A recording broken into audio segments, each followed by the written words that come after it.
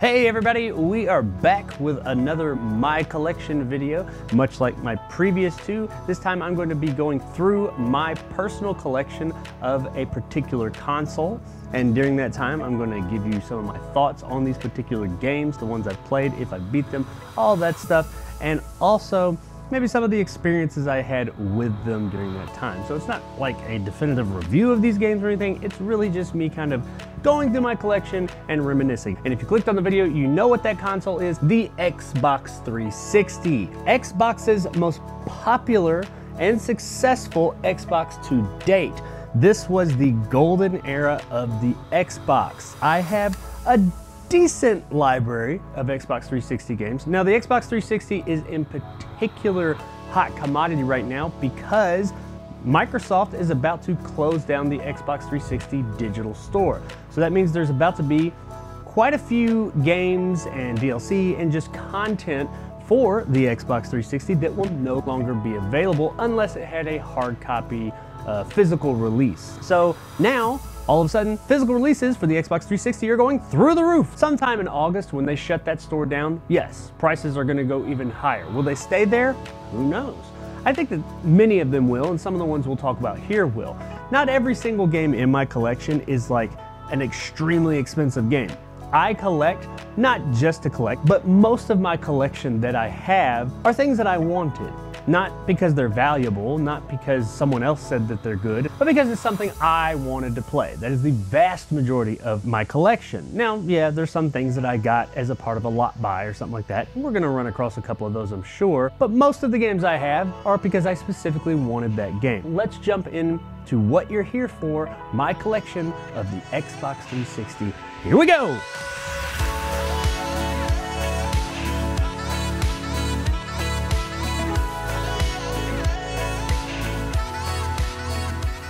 Now, as with my other My Collection videos, my collection is in more or less alphabetical order, and that's how we're going to go down the line. I'm just going to pull the games off the shelf and then talk about them a little bit. Haven't done any prep work, haven't gone through the collection or anything and thought about what I'm going to say. Just going to kind of shoot from the hip here.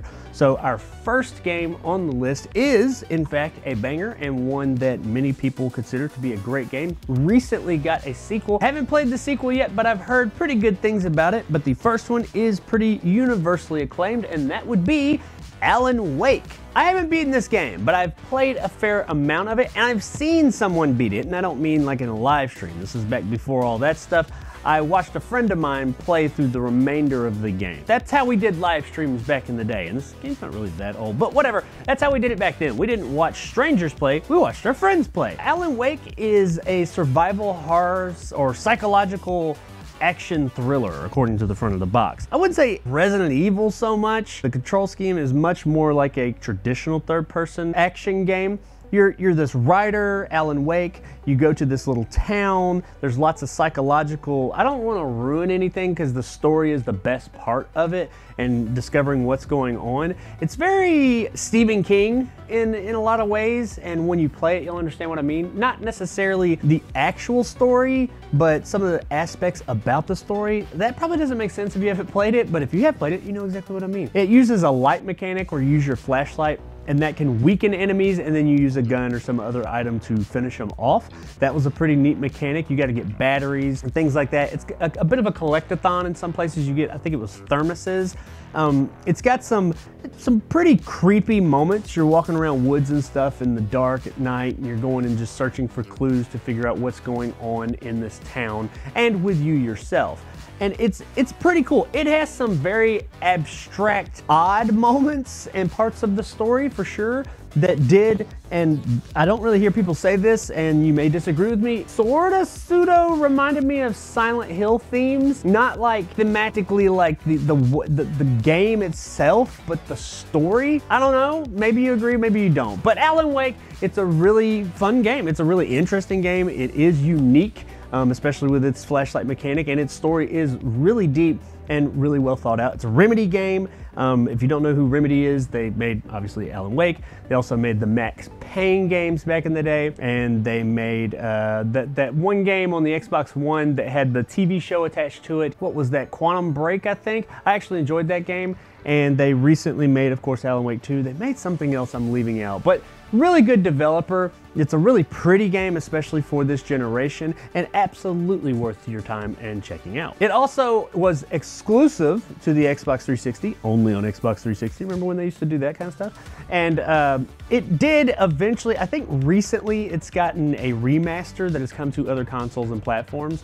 But back in the day, the only place you could play this was on the Xbox 360. Next up, we have a game that I actually didn't really play during my initial run of the 360. It is a more recent-ish purchase for myself. I got it probably about a year and a half ago, somewhere in that neighborhood, but I've wanted to play it for a long time, and mainly because of its developer is why I wanted to play it.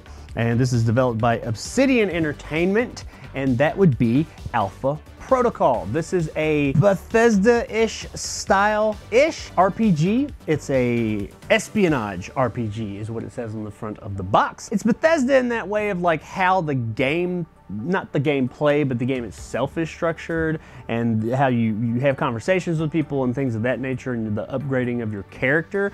But the gameplay is nothing like a Bethesda game like Fallout or Skyrim or Elder Scrolls or any of that. So don't go into this thinking you're getting that. It is unique-ish in that way. The actual gameplay itself, my only issue with it, I have not played like a ton of this game. I've gotten into it a bit. I played enough to get a really good impression of it though. And I will say, I enjoyed my time with it. It has its quirks. It probably needed just a little bit more time in the oven, I'll say that. Now, it is really cool. It's neat. I really enjoy it, and I enjoy what it's trying, or what it does, not what it's trying to do.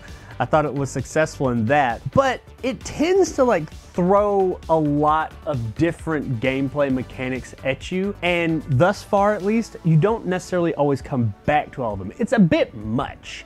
Like as the game went on, it kept on giving me something new, and not in that like progression kind of way where you're like, oh yeah, it's always something new and fresh. No, it's like new gameplay, like totally different gameplay mechanics, like the way you play parts of the game is like, okay, this is like totally different than what I just learned. And it's a bit scatterbrained in that way.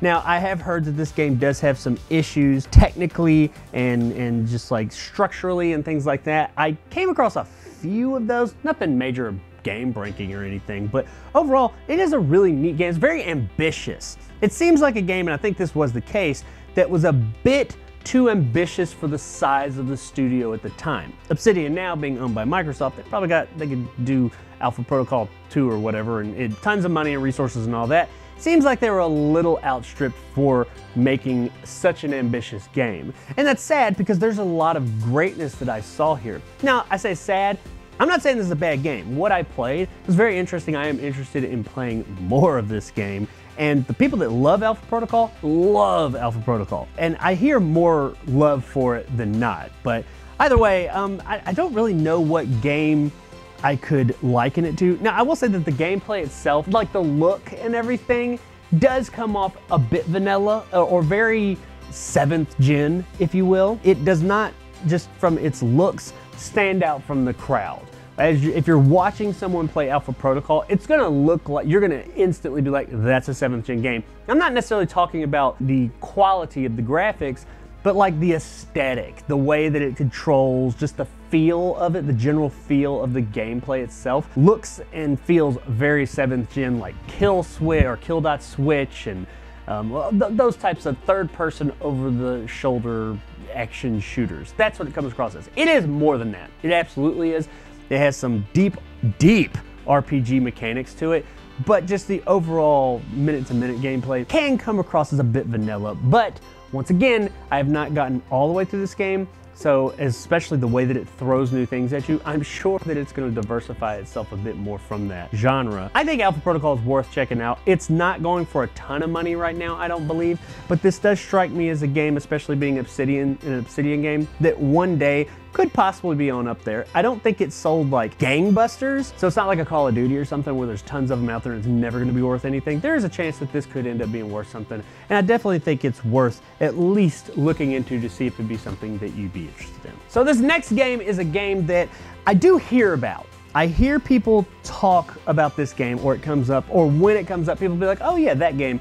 And it's a game that me, myself personally, or a genre rather, that I'm not totally foreign to. I mean, I've played plenty of these types of games and I can find joy in them and enjoyment, but it's not like my first pick.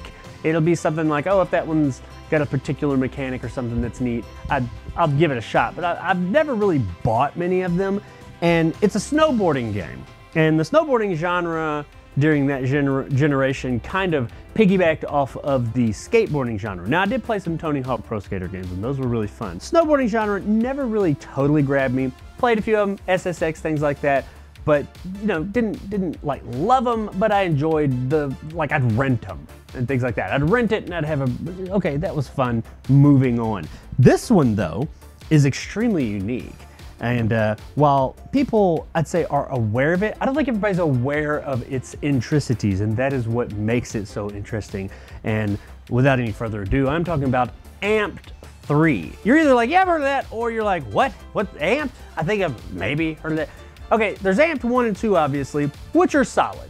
Amped 1 is on the original Xbox. Amped 2 is also on the original Xbox. Both solid Tony Hawk Pro Skater style snowboarding games.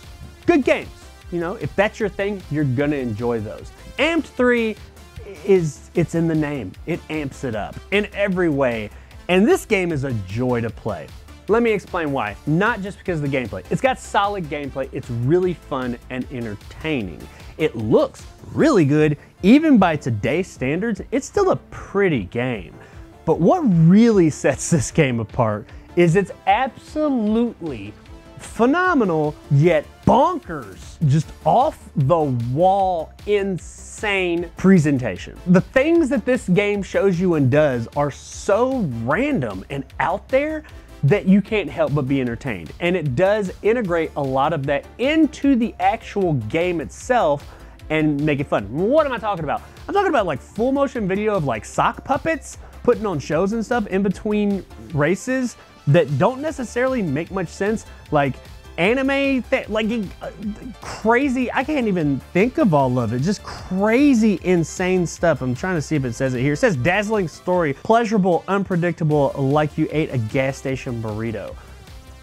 Sure, like it's just got like the presentation stuff's always popping up on screen and blowing up, like overlays of things, and like people's SpongeBob style, like an arm will come on and grab something and pull it off, and it's just like full of energy.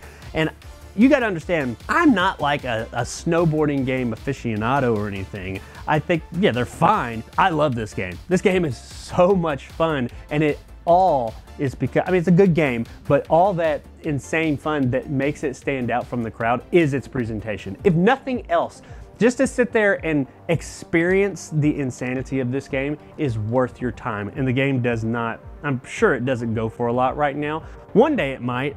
It probably sold decently well, but you know, it's worth it, man. Check out Amped 3. Go check out some videos of Amped 3 if nothing else, and you'll get an idea of what I'm talking about, that insanity. It's crazy, like crazy insane, all the things they threw in here. It's almost like they knew, because I don't think there was another Amped after this. They knew, hey guys, this is our last chance. We've done 1 and 2, we've got 3, this is our last foray. Let's go crazy, let's just go insane. Who cares? Throw all caution to the wind. That's what they did here. This game is flipping crazy and so memorable. Check out Amped 3 when you get a chance. Okay, so here's a game I've been wanting to talk about for quite a while, and a game that I wanted to play for quite a while, and I just more recently in the past couple of years finally got to it and completed it. And this was such a unique, fun, just interesting experience. It's not perfect, but man, it is extremely unique. And this is a game that is fairly sought after, and it's seen as, everybody who likes it really likes it and digs it because it is as unique as it is. And that is Asura's Wrath, or Asura's Wrath, depends on how you pronounce it, whatever. This game right here, this is one of the most Japanese Xbox 360 games you could play. Of course, yes, it's made by Capcom, it's made by a Japanese developer. There are other Japanese games on the 360. This game, though, is insane. I know I was talking about Amped 3 a minute ago, talking about its insanity. Asura's Wrath gives Amped 3 a run for its money for sure, of the pure levels of insanity in this game. Now, I say game. I did my Sega CD collection not long ago and talked a lot about FMVs and talked about how those, I struggle to even classify them as games at times because some of them are so hit a button and watch a scene. Azure's Wrath is similar to that. It's not FMV at all, it's all in-game. But there are long, extended periods. I'm gonna go out on a limb and say you watch more than you play in Azure's Wrath. When you do play, it's really fun. And what you're watching is really entertaining and just insanely over the top. It is a game that I will say that I do appreciate that more. You got something like your Metal Gear Solid 2s and things like that and further on where you'll sit there and watch like people have a conversation through like a codex or something for an hour and a half before you get to gameplay and you're just kind of like, oh, move on please. You don't ever get that with Azure's Wrath. I'm gonna try my best to, without spoiling anything, explain it. You're more or less a god or a deity, what is it, a demigod. You're a demigod. You like war and wrath, that's your thing. There's 8, I think, others. You're like aliens over this planet that's maybe supposed to be Earth a long time ago. It's Earth-like, and you are trying to battle this force that's within the planet that might just be part of the planet, and you are double-crossed, your family's taken out by the other gods and demigods and cast out, and then you spend the rest of the game on a Wrath-fused revenge quest that spans thousands of years too, by the way. And at times you sprout, you're like cybernetic, human-ish, sorta, but God-like, made of stone in some way. It's crazy, man. And like, you sprout like multiple arms sometimes, like 8 arms, sometimes 100 arms that come out and you beat the living crap out of things. It's crazy. You fight on the moon, you fight on the planet, you fight in space, you fall from one to the other. One time, you fight a guy who takes a giant sword and stabs you through the like space all the way through the planet. He stabs you through the planet. You fight a character who is the size of a planet. Like his thumb comes down and like starts breaking the atmosphere and stuff like that. There's a whole level dedicated to you sitting down and having a conversation with one of like your old mentors that you're about to battle to the death, and you both know it, but you do this in like these hot springs, like a hot tub, drinking wine with beautiful half-naked women all around you as you get excited. Yeah, that's a whole level. That's you having that conversation and having to manage being excited and messing with these women and talking to this guy. It's crazy. It goes from there, man. That's just a couple of instances. There is some DLC where you fight Ryu and Akuma from Street Fighter 2 or Street Fighter. This is an entertaining as hell game. Now, like I said, it's structured like a TV show almost. Each level is like an episode and there's like a recap and all that. You're gonna do a lot of watching. Like a huge amount of this game is QTEs. Like you're just sitting there and you spam one button as it tells you to, or you hit left, right, up, down, and like one of the action buttons. And there are some third-person moments where you go around fighting and just messing stuff up, but there's a huge amount of sitting there waiting for the right prompt and hitting it. And that doesn't always work, but it works here. Now the game was originally supposed to be like really bloody, like the original promotional material that they showed like geysers of blood, because it's extremely violent. You're just ripping people apart or monsters and sometimes people, and just laying waste to things with your wrath the whole game. And originally it was gonna be super bloody and geysers of blood coming out and all over the place, and they cut all that. There's virtually no blood in the game. It's still just as violent, but there's just no blood. There's some goo and stuff with some of the monsters, and sometimes I would say, well, that sucks. And it is very much, it reeks of like when a movie studio will take an R-rated movie and cut it down to PG-13. It reeks of that. But it's okay here because it works. I honestly think if there was a gratuitous amount of blood and guts in the game, it might wear a bit thin and it might detract from the rest of the game and how cool and neat it is and unique. And it might just kind of be a blood-soaked, just over the, like too much. And I'm all about some geysers of blood, believe me you. But in this case, I think it actually worked. I think it was the right call to cut all of that. It just kind of makes you be able to pay attention to the rest of the game. It doesn't detract from that, and it doesn't detract from the game whatsoever. Now, I mean, maybe if it was there, I would have thought it was still awesome, but something about it, something tells me I think it works better this way. Now, this is a game that with the closure of the 360 store, you will not be able to play the end of the game or the DLC. Why is that? Because this game was controversial in the way that the end of the game is paid DLC. That is why this game got such a bad rap, and I can't, you know, I can't disagree with people there. Now I have all the DLC on the 360. My understanding is, because this game's on the PS3 as well, the PS3 version, you can no longer get the DLC, including the ending. So you can't actually see the ending of the true ending of this game, because it's a whole new chapter. It's like quite a few levels. It's pretty lengthy, and it is very different from the ending that you get on the disc. 360, it is still available. I bought it probably 6 months ago and played through it, so you can still get it. But after the 360 store closes, I'm assuming that this won't be there anymore and you'll no longer be able to get it. So I would suggest, if you have any interest in playing Asura's Wrath, go ahead and get it and buy that DLC, or at least go on there and buy the DLC, so that when you get the game, because you can buy DLC minus the game, buy that DLC, have it on your console, or have it bought, and then when you get the game, you can boot it up. The DLC is worth playing. The Street Fighter stuff is more fan service. It's cool, it is really cool, but that's not necessarily, you don't have to do that.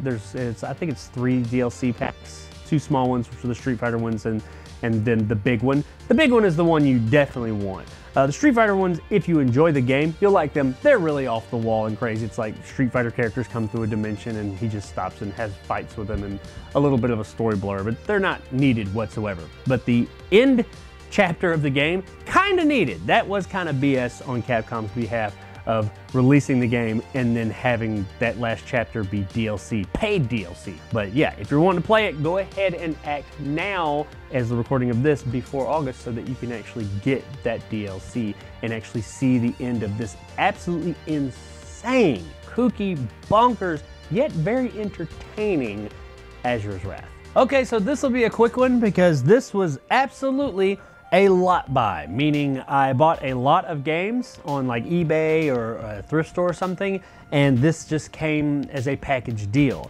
I did not buy this game, nothing against this game. I've played games in this series and had a great time with them, but I know that I did not purchase this game outright, and that would be the Beatles Rock Band. Nothing against the Beatles or Rock Band. Rock Band was actually a really fun game during its time, playing the drums and singing and the guitar. You had all these different instruments you could play. Everybody remembers the plastic instrument craze that just took over, and they were everywhere, and now they're like nowhere because nobody wants to do that anymore.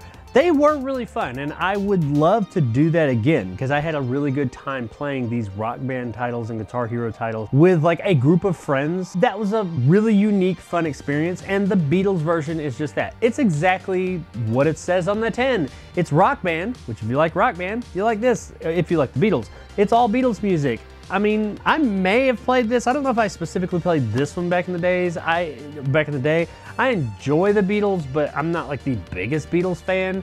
I've seen a friend of mine's wife really loves the Beatles, and I saw her play this quite a bit. It's good. If you're a fan of the Beatles and a fan of Rock Band, you'll probably love this, but you of course do have to have all the plastic instruments. And for whatever reason, now all these plastic instruments that were everywhere and like you could get for like $1.50 for like the drum kit, like a couple of years ago. Now I saw on a store not long ago, these instruments are going way up in price, so they may be, for the collectors out there, worth picking up before they get too insane and crazy. I saw a drum kit at a thrift store, not a thrift store, like a secondhand store about a month or two ago. It was like $100. I was like, what?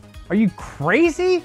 But apparently they are going up, so maybe Rock Band or the plastic instrument craze is gonna make a comeback. I don't know, but you know, hey, Rock Band, the Beatles. If you're a Beatles fan, Rock Band fan, it's probably definitely worth your time. Now this next one is a unique game in some ways, and an extremely common game, and super cheap in other ways. And it was cheap when it came out, and it is probably even cheaper now. It's in a series of 3 games. You probably know what I'm talking about now.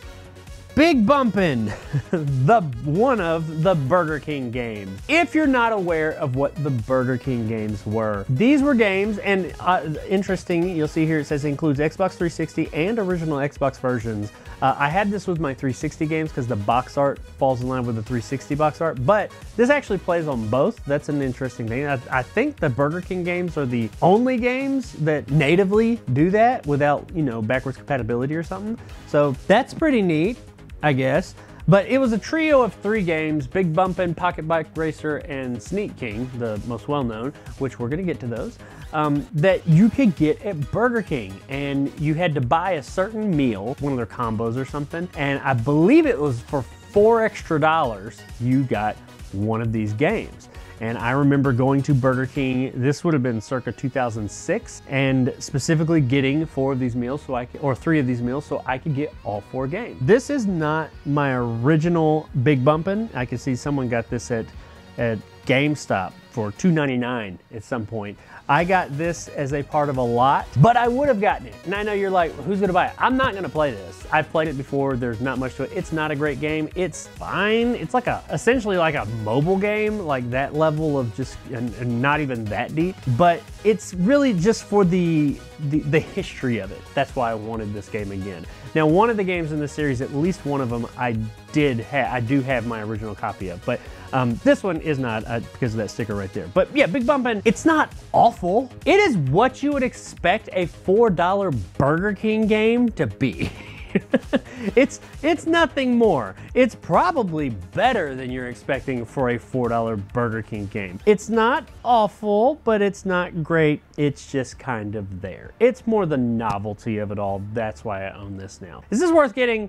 No. If you're a collector and you just kind of want to have it there to say, hey, look, it's the Burger King. The story behind the game, where it came from and all that, and how you acquired it, is more interesting than anything within this disc, I'll say that. Now, there is one of them, it's a bit more interesting. We'll get to that in a few minutes, but Big Bumpin', you know, it's interesting that I got this with a combo. And now for one of the coolest new games for the 7th generation that went on to spawn a series that is heralded, and the first one, in my opinion, is still the best one out of the 3 that we have now, I believe, and that would be Bioshock.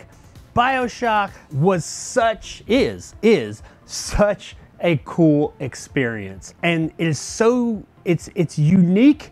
It doesn't seem like it at first, just looking at it, looks like a first-person shooter with some pretty graphics, and it is, but it's so much more than that. It's from a first-person perspective, but narratively, it is just really cool with a really awesome twist in the end. Graphically, it's beautiful. The world that they've built is just awesome with Andrew Ryan and his underworld city of Rapture. The big daddies and the little sisters, that whole ecosystem within this world, it's just a really cool game. Typically, when you have games that have like magic or some type of abilities, and then you also have weapons, you have your weapon users that run around shooting things and your magic users. Different people like these different types of gameplay, and I typically fall on the weapon side of things, but with Bioshock, you do both, and you will use both. You see a lot of games that say, oh, we've set up these situations where you can use, you know, your magic and your weapons and trigger all these really interesting environmental like ways of defense or puzzles and things like that. These are things that, yes, they're in the games, but you don't always use them. And in Bioshock, you do, because it makes sense.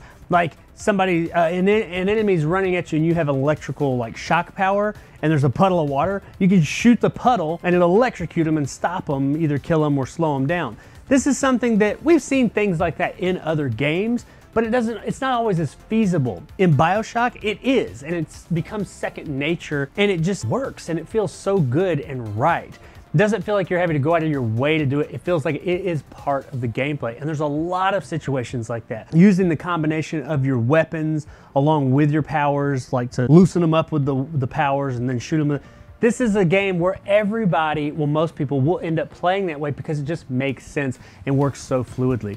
It is such a really cool game with, as I mentioned a moment ago, an awesome ending reveal and twist. And just, I can't recommend Bioshock enough. We're gonna get to its sequels in a few minutes, but the original Bioshock from the jump just is something really unique and interesting. I remember I played the demo of this before the game came out, and I was blown away by the demo. I knew I had to get this game, and I loved every minute of it. The final boss is not bad, but not as unique as the rest of the game, I'll say that. It feels like, you know, the final boss comes along and you're like, that was really gamey. Everything else doesn't seem video gamey. The final boss absolutely does. But, you know, whatever, one thing out of everything. It's not bad, it's just kind of like, wow, the uniqueness just kind of wore off literally in the last 5 minutes of the game. But the rest of the game and that part is fantastic. It was an Xbox 360 exclusive. It has been ported to other consoles since then, the One and the PS4. It may have been on the PS3, but it came later, that's for sure.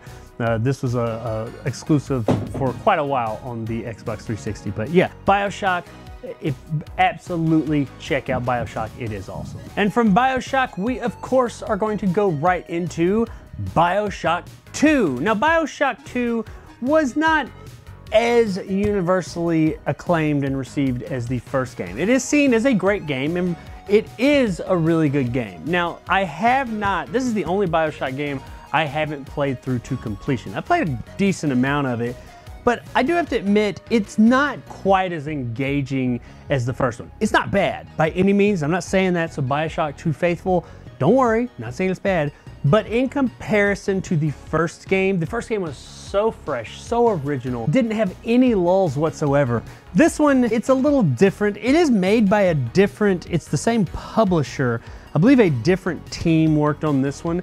It's very similar to the first one, but it's not quite as snappy, if you will. Now, my understanding is the ending of this game and the DLC of this game, Minerva's Den, I think it's called, is amazing. Like, worth the price of admission alone, and redeems a lot of the shortcomings of this one. Obviously, I haven't beaten this yet, so I haven't seen the ending, and I haven't played that DLC. But my wife has. She's played through all of the Bioshock games, and she said that this game was great. She really enjoyed it. So, hey, I guess it is worth it. Now, once again, my time with the game, probably about half the game, I'd say, if I had to guess years ago. Wasn't bad. I enjoyed it. It just didn't quite grab me and capture me the way the first one did. The first one, I couldn't put it down until it was done. This one was like, oh, I'm having a good time with it, and something else eventually caught my attention. I will say, if you enjoyed Bioshock 1, you will enjoy Bioshock 2. It's just not quite as engaging to at least where I was, I'll say that. But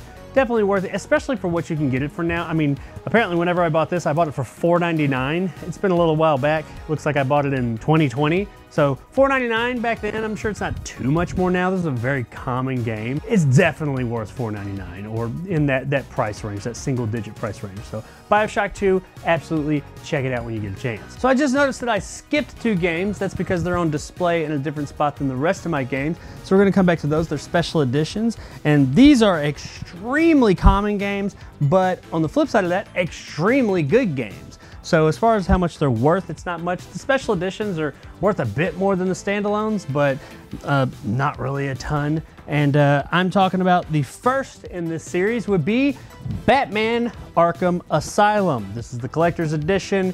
The game itself, I don't think was any different. Probably came with some DLC or something, but the collector's edition, before we get into the game, comes with, so I can put this thing down, comes with a Batarang. It's a Batarang, it's on a stand, and then under there, you've got like a, well, somewhere under here. Oh my God. There's like a little leather-bound book down in there, and the game's in there with it as well. Batman Arkham Asylum. Oh my God, why won't this thing go back together? So, Batman Arkham Asylum. I probably don't have to tell you much about this game because most people have played it, and definitely everyone's aware of it. It is the Batman game. It was great. It actually was the perfect fusion of like the action, the fighting of Batman, the exciting parts, the detective aspects of Batman, the semi-pseudo open world of Arkham Asylum.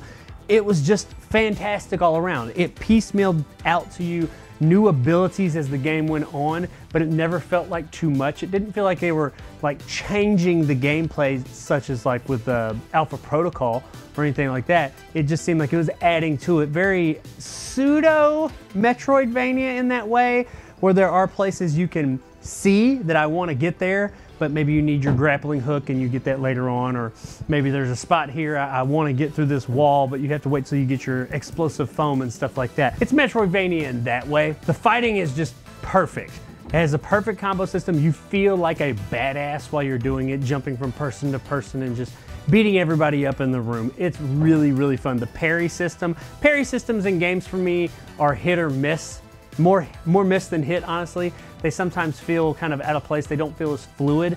Batman, the Arkham games, it feels extremely fluid. It's just like part of it, and it flows together so damn well. And there's a reason that this game is as popular as it is, and is as common as it is. And as much as I'm like, man, I got a collector's edition, this big, huge one with a batarang and everything, how's it only worth, like, I don't know, like 30 bucks or something, like $30, $40? Because it is so common, but it's so common because it's so good. Stands the test of time. It's still a really good looking game too. Now this game, much like some of the others, has been remastered. You know, the generation after this, it started in this generation, but the generation after this was the generation of remasters and remakes, but mostly remasters. So you can get the Arkham games on the newer consoles and play them there. Whether they're better or not, I don't know, probably more accessible. So this isn't one that's going to disappear with the closure of the Xbox 360 store. But if you've never played any of the Arkham games, Arkham Asylum, play it and thank me later, because this game is awesome. And from one collector's edition to another, I'm gonna kind of do that a lot in this video, we have Batman Arkham City, the evolution and sequel to Arkham Asylum. Many would consider the better of the two games. Me, myself, personally, I like Arkham City. I don't like Arkham City. I really like Arkham City. It's an awesome game. It is more of that goodness. But something about Asylum I still like just a little bit more. I think it's the setting. But City is no slouch. It's a fantastic game. It is more of all that goodness. I don't want to open this special edition because, it's open. When I lift that, if I lift it beyond this point, all these, the front, back, and side to side, will flop open. That's what it does. It kind of like opens up and the game and everything's back here. Oops. It comes with this really cool Batman statue, and you know, it's got some other stuff here in the bottom. It's the special edition complete box. Not worth a lot. I think it's somewhere in the neighborhood of 40 bucks, maybe a little bit more. Will it go up? Will it not? Probably not a lot, because much like the last game, City was extremely common. Probably more common than Asylum, because this was when the series really took off. This was a very successful game. It's a fantastic game. If you like the first one, you'll like this one, because I will say that it takes the mechanics from the first one, translates them, and adds just more goodness like that. You get more enemies, more bad guys, more iconic rogues gallery villains, and just all of that stuff. The only thing I like more about the first one, and when I say like more, I mean just, you know, it's more of a personal preference. I don't dislike City, but Arkham Asylum's setting, I just kind of thought was a bit cooler. But City's setting is great. It's fantastic. So this is a fantastic game as well. If you like the first one, play this one. I played them individually, but then I did a few years ago with the remasters, I believe. I played through all three, because there's a third one. It's not on 360. It's the lesser of the three, but I played all three of them in succession, and that was a wonderful ride. That's a great time. I would suggest, unless you're a collector and you're wanting to get the 360 or PS3, it's on PS3 as well, just pick up the remasters. They usually come all three together, and there's a prequel as well called Origins, made by a different team. I haven't played that one, but all that aside, play through the main three all back to back to back, and it is a hell of a fun ride. But City, Arkham City, absolutely worth it and fantastic, and you can get it for couch change. It costs next to nothing nowadays. So we got another exclusive on the system. The 360 was probably Xbox's biggest exclusive generation. They really went hard on the exclusives. Not only is this an exclusive, but it is also a Japanese developed title and an RPG. They actually went hard for a while there, trying to break into that Japanese market, and got some really unique Japanese RPGs.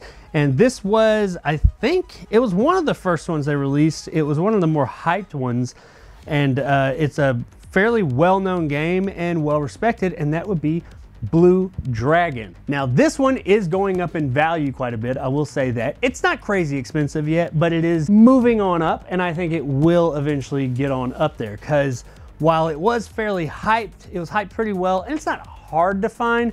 It's not like Call of Duty or Halo levels of oversaturation or anything. You can find it, but it didn't sell as well as they were hoping it would. Now, that being said, this is created by a lot of industry veterans, people that worked on Final Fantasy. I think the guy that designed Dragon Ball Z and those characters, I can't remember his name at the moment. It's this guy. He recently passed away, I believe. He designed the characters in this game, and you can definitely see that. This is a beloved game. People really like this game. People talk about how good it is. It's an RPG, a JRPG, and I really like JRPGs. I was late to that party, as I discussed in other videos that I've done.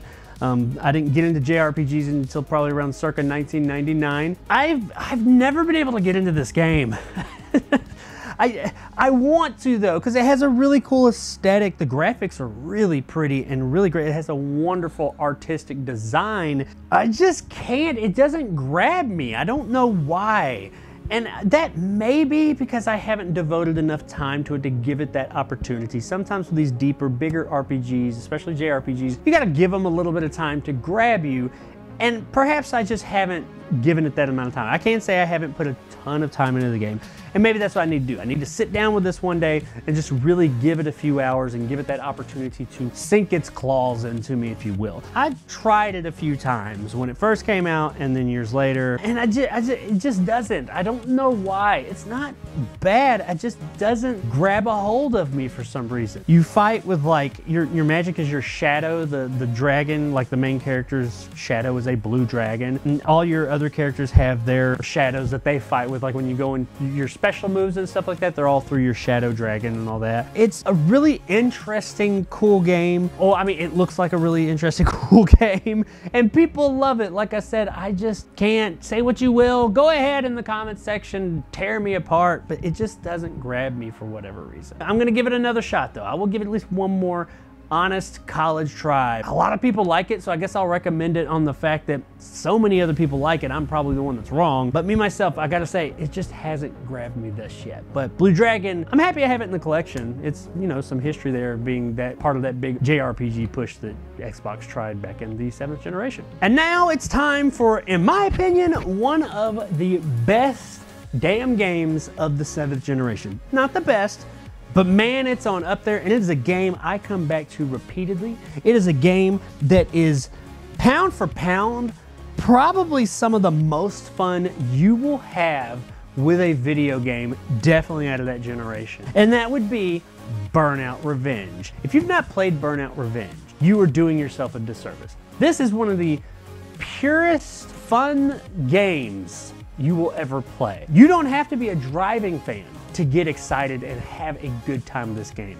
This is the purest level of just excitement and fun within a disc that you could get. I replayed through this again recently this past year and had just as much fun as I did back in the day. The crash mode, of course, that all Burnouts since Part 3 Takedown have included. No, they were in before that, in Point of Impact or whatever it was called. Back in the day before Burnout really blew up in Part 3. Crash mode, yes, crash mode is really cool. Crash mode is really fun. And I mean, it's great. People tend to put a lot on crash mode and say, oh yeah, Burnout 3 or Burnout Revenge. Man, crash mode is awesome, but all the other modes are awesome too. The gameplay itself, the races, if you will, and just the sheer excitement and adrenaline that this will pump through your body as you're going and like wrecking into things, and the way that the camera slows down and shows your car just exploding into pieces. The soundtrack, sure, it's so early 2000s that you might, 2000 out all your orifices, but it is just like awesome and is so good and does not get old, and it's still really good looking and one of the fastest games I've ever played in my life. You feel the speed. There's so many racing games out there that you play and you're like, I don't really feel the speed. I'm having fun, it's good, yada yada yada, but I don't feel the speed. This game, you feel like you're going as fast as it says you are. You are going like Mach 1 everywhere and you just feel it. This is such a good game. You do not have to be a driving fan to enjoy Burnout Revenge. Burnout 3 Takedown, which this is the sequel to, is just as good. This adds a couple of things. This one actually makes it slightly easier because of one thing. You have what's called, shunting, not shunting. I can't remember, you can bump cars from behind and like knock them out of the way. I forget what they call it. And in part 3, you couldn't do that. You'd hit a car and you wrecked. And that made it a bit more difficult. You had to dodge everything. In this one, you can, as long as they're going the same direction as you and they're not going too slow, you can like hit them and just knock them out of the way. This flows really good because of that. There's less crashes because, oops, I hit a car, you know, that was going the same direction. Some people like that, some people don't. Me, myself, I'm kind of indifferent to it because everything else about the game is still just the same. This does improve some actual things graphically, and just a couple of those small mechanics tightens things up. Yeah, you've got that whole thing where you can hit them in the back, and yes, that makes it a bit easier, but it doesn't change the fact that this game and part 3 are absolute joys to play. And they are those games that you start playing and you're like, I'm gonna play just a few minutes, and you play all night and you just don't want to stop. It is so good, such a perfect mix of how they do all the races. They're not all just strictly races. Some of them are elimination, you got your crash modes. It's the perfect mix, and the way that it's cultivated into these lists just works perfectly. This is a fantastic game, one of the best games of the generation, bar none. If you disagree, well, I mean, I get it. We all have our own opinions, and sometimes yours is wrong. Now, when it comes to popular games on the platform, or just of the generation, or hell, of all the generations since this generation, Generation 7, they don't get more popular, or much more popular at least, than this one right here, or at least this series. And I'm talking about Call of Duty Black Ops. Probably one of the most popular iterations of the massive Call of Duty franchise. And I've never played it. Nope, not played it at all. I think I played I take that back. When it first came out, because it was in 3D, you could play it in 3D, and I had a 3D TV and I was really big into 3D. I played like part of the first level to see what that was like. I remember it being underwhelming, by the way, but the 3D, not the game. My understanding is that this game's fantastic. It was a going back to basics, and just people loved Black Ops. That's why it was essentially remade, I guess, more recently in the past few years. And it's had sequels, not just Call of Duty, but Call of Duty Black Ops, like 2 and 3 and all that. It's a very popular game, and my understanding is also that the first one is the best one. I know the twist. It's pretty neat, I guess. I haven't really been into Call of Duty since Call of Duty 2, which, yeah, that's a while back, isn't it? That was a fantastic game. That doesn't mean that I think that the modern Warfares and all the other Call of Duties that have come since then have been bad. I just haven't played them. I played Modern Warfare ever so slightly, and I thought it was cool, and this is very much modeled after Modern Warfare. I just didn't get into it, and then Call of Duty just kind of became this juggernaut that it is today, and it's really all about online, and even more so nowadays. Like the most recent one that came out, I believe that the single player is kind of a joke. And the single player of these games has always been heralded as, yeah, they're short, but they're really exciting and really cool, big set pieces. And this one still falls into that line. It's supposed to be a fantastic single player. The online, which of course with the shuttering of the 360 store, ain't gonna be there anymore, but the single player version of this is supposed to be really good. I'm gonna play it one day. This one at least. I'm not necessarily gonna go back and play all the Call of Duties that came after part 2 that I haven't played, but I'm gonna play this one because I have heard so many good things about it. I don't feel like I really gotta tell anybody much about this game, because I feel like this is probably one of the most well-known games in not just the series, but in my collection, and definitely in the catalog of 360, PS3, everything, all of them. Call of Duty Black Ops, very well known. It's on the level of Modern Warfare. Everybody knows it. Most of you have probably played it, but like I said, I haven't, so I can't give like an honest opinion on it. I'm sure it's fun. I'm sure it's great. So many people say it is. I don't really ever hear anybody be like, yeah, Call of Duty Black Ops, it sucks.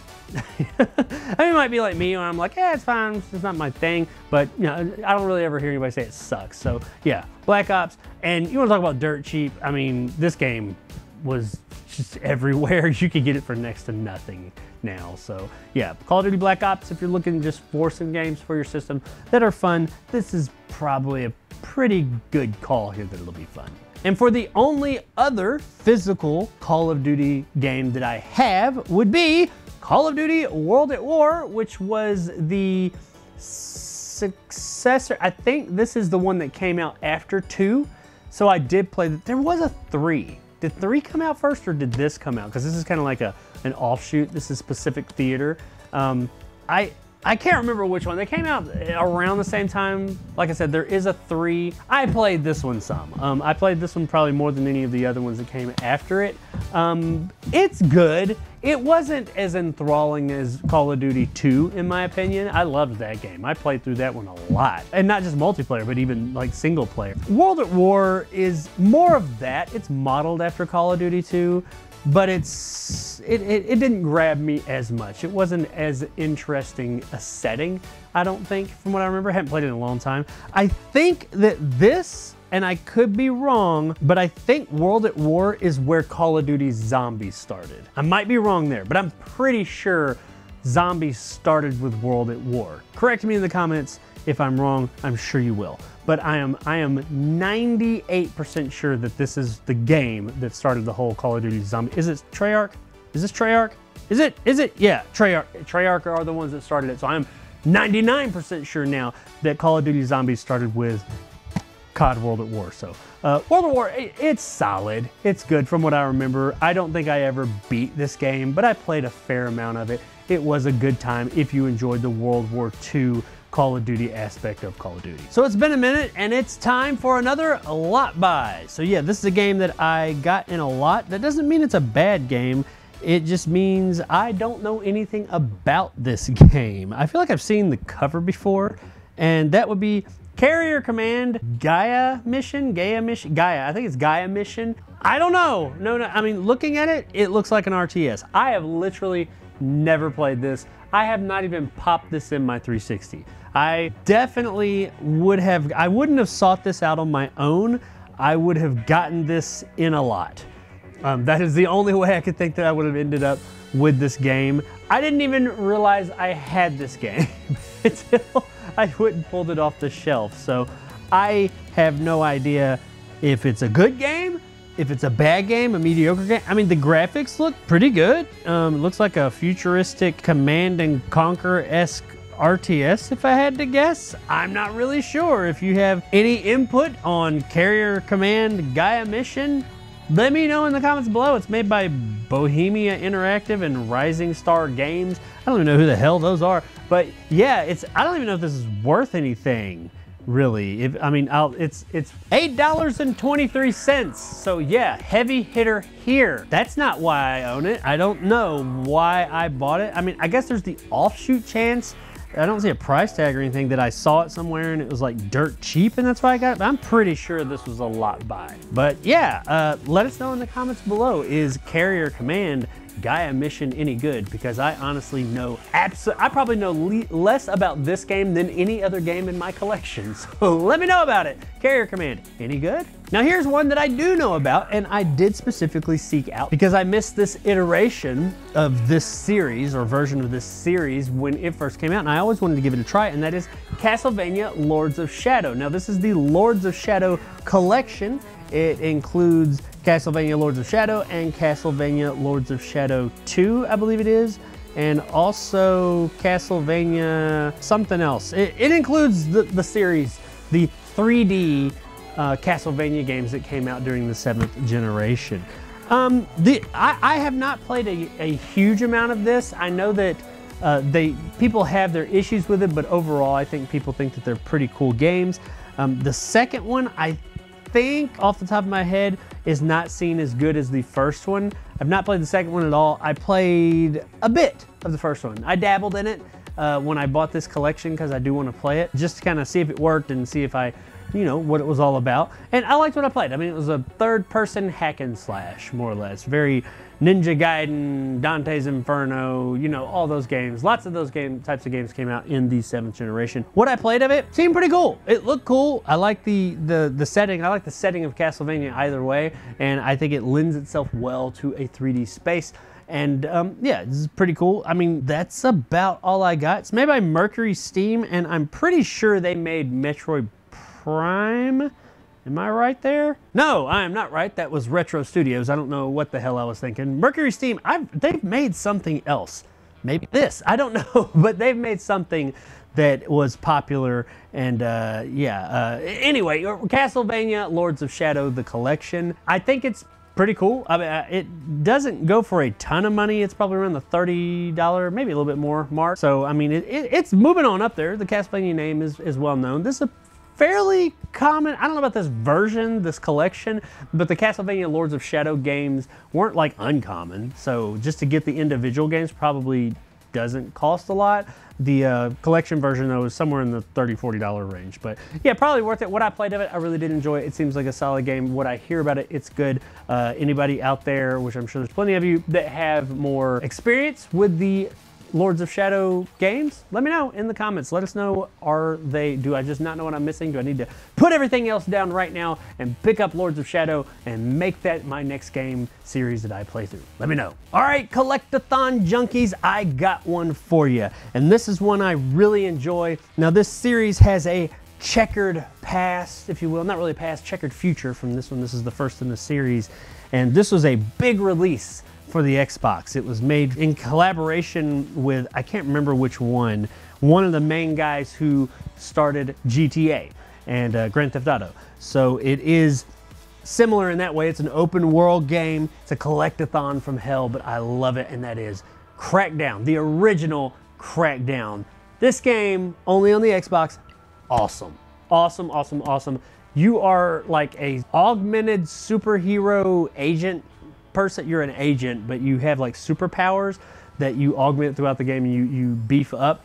And it's a complete open world. It's a future world. You can climb up pretty much any ledge. You can jump super high like like Superman. You can't fly, but you can jump really high, especially as you level yourself up. You can pick up cars. You can change your car, like morphs into different types of cars and stuff. It's just a really cool game. And there's like these orbs and other collectibles everywhere all over the city that it's like its own little game itself. Not little, pretty big game itself, just collecting those. As you collect them, you do level up and stuff, but that unto itself is a fun game. But it also has a game where you're trying to rid the city of crime, and you have all these different crime families throughout the city. You battle each one within their turf and work your way up, destroy them, and then you move on to the next one. You can do them all at the same time if you want as well. And then you get to the main big boss of the city. So, you know, not real deep, but really fun. It is very much a collectathon. That is exactly what it is, and it's a good time. It's open world.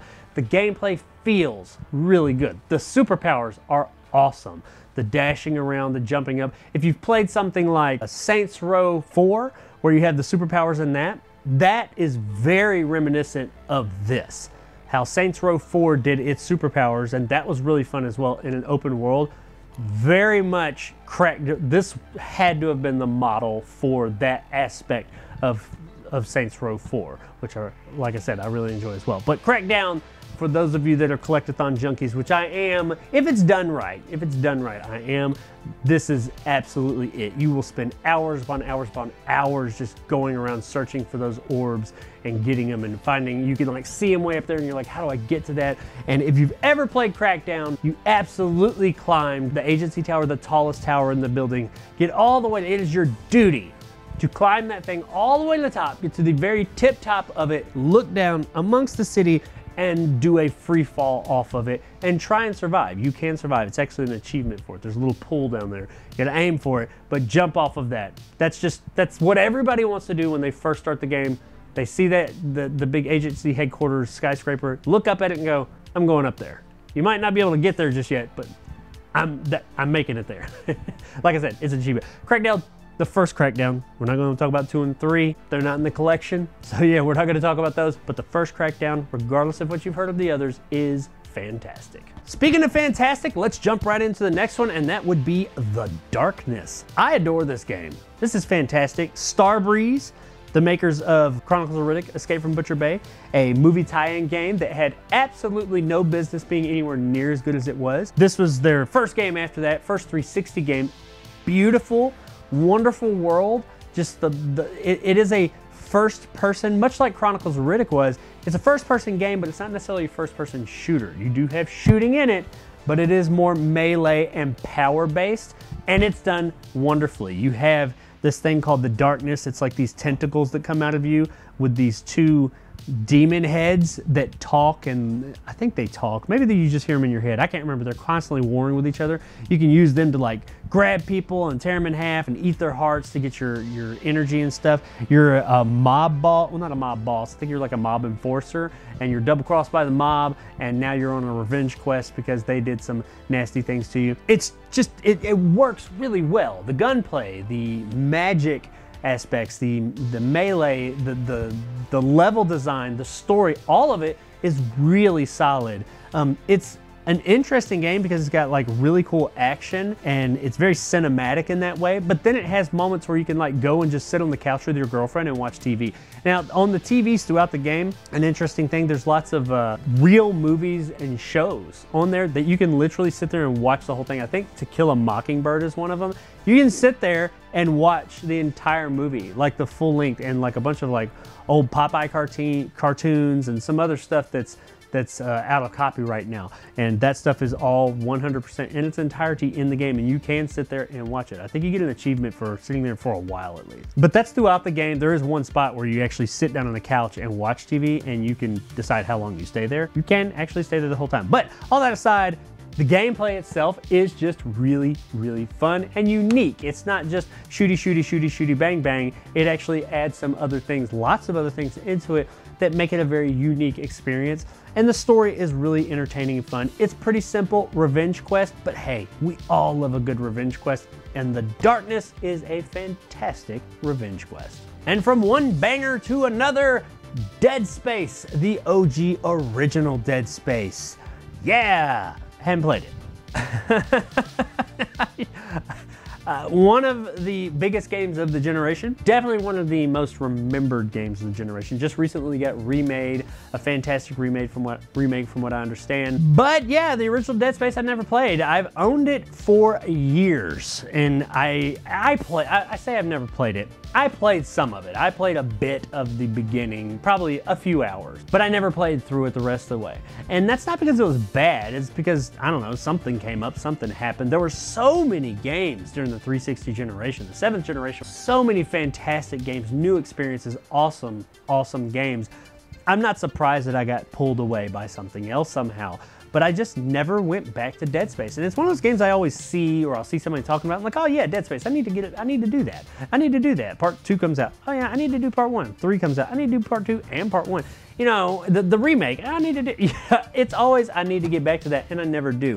What I remember playing of it, I really enjoyed. It's kind of a survival horror, a bit more action-y. You have like these, Thing-esque monsters, necromorphs I think they call them, that are like running around this abandoned space station, and you've also got some mental issues going on with like your wife and stuff from what I recall, and you can cut limbs off the creatures with your little, because you're not like an action hero, you're like an engineer or something like that, and you have like a plasma cutter, and a lot of it is just cutting these things into pieces, hacking them to death. Lots of really cool set pieces in this one. I think the second one cranked it up to 11 on the set pieces. The second one I think a lot of people say is really great. It's supposed to be a fantastic game. I mean, people really enjoy it so much that I got a remake here, like I said, recently. And it's one that I do plan on getting back to, but let me know in the comments, once again, this is becoming a common theme, what you thought of Dead Space. I know plenty of you have played it. I think I'm going to pick it up, but I think I might play the remake because I hear the remake is fantastic and it's still within the vein of this original.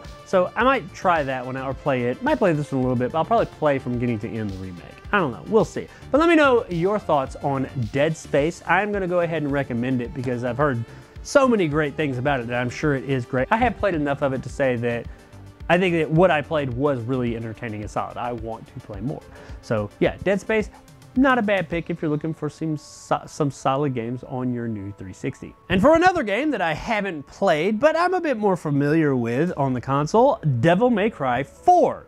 Let's talk about DMC. Okay, DMC has been around for a long time. Devil May Cry started on the PS2, I believe it was. Blew up there. I think the first 3 were on there, and the 4th one was in the 7th generation. The first one that was on the Xbox. I think there's also a collection you can get.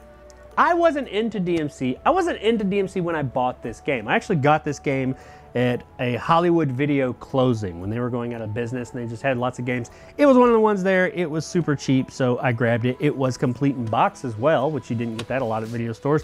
So I was like, yeah, I'll snatch that up. I got that and a bunch of other things along with it. It was just a good deal, that's why I got it. Never played it. It's that I've had this game for like decades maybe at this point. Definitely over a decade, but had it for a long time and it just sat there. Now, a few years back, or a few years after that rather, I played DMC Devil May Cry, the remake or reboot, I guess, with Emo Dante that came out, I think, around 2012, 13, 14, somewhere in that area.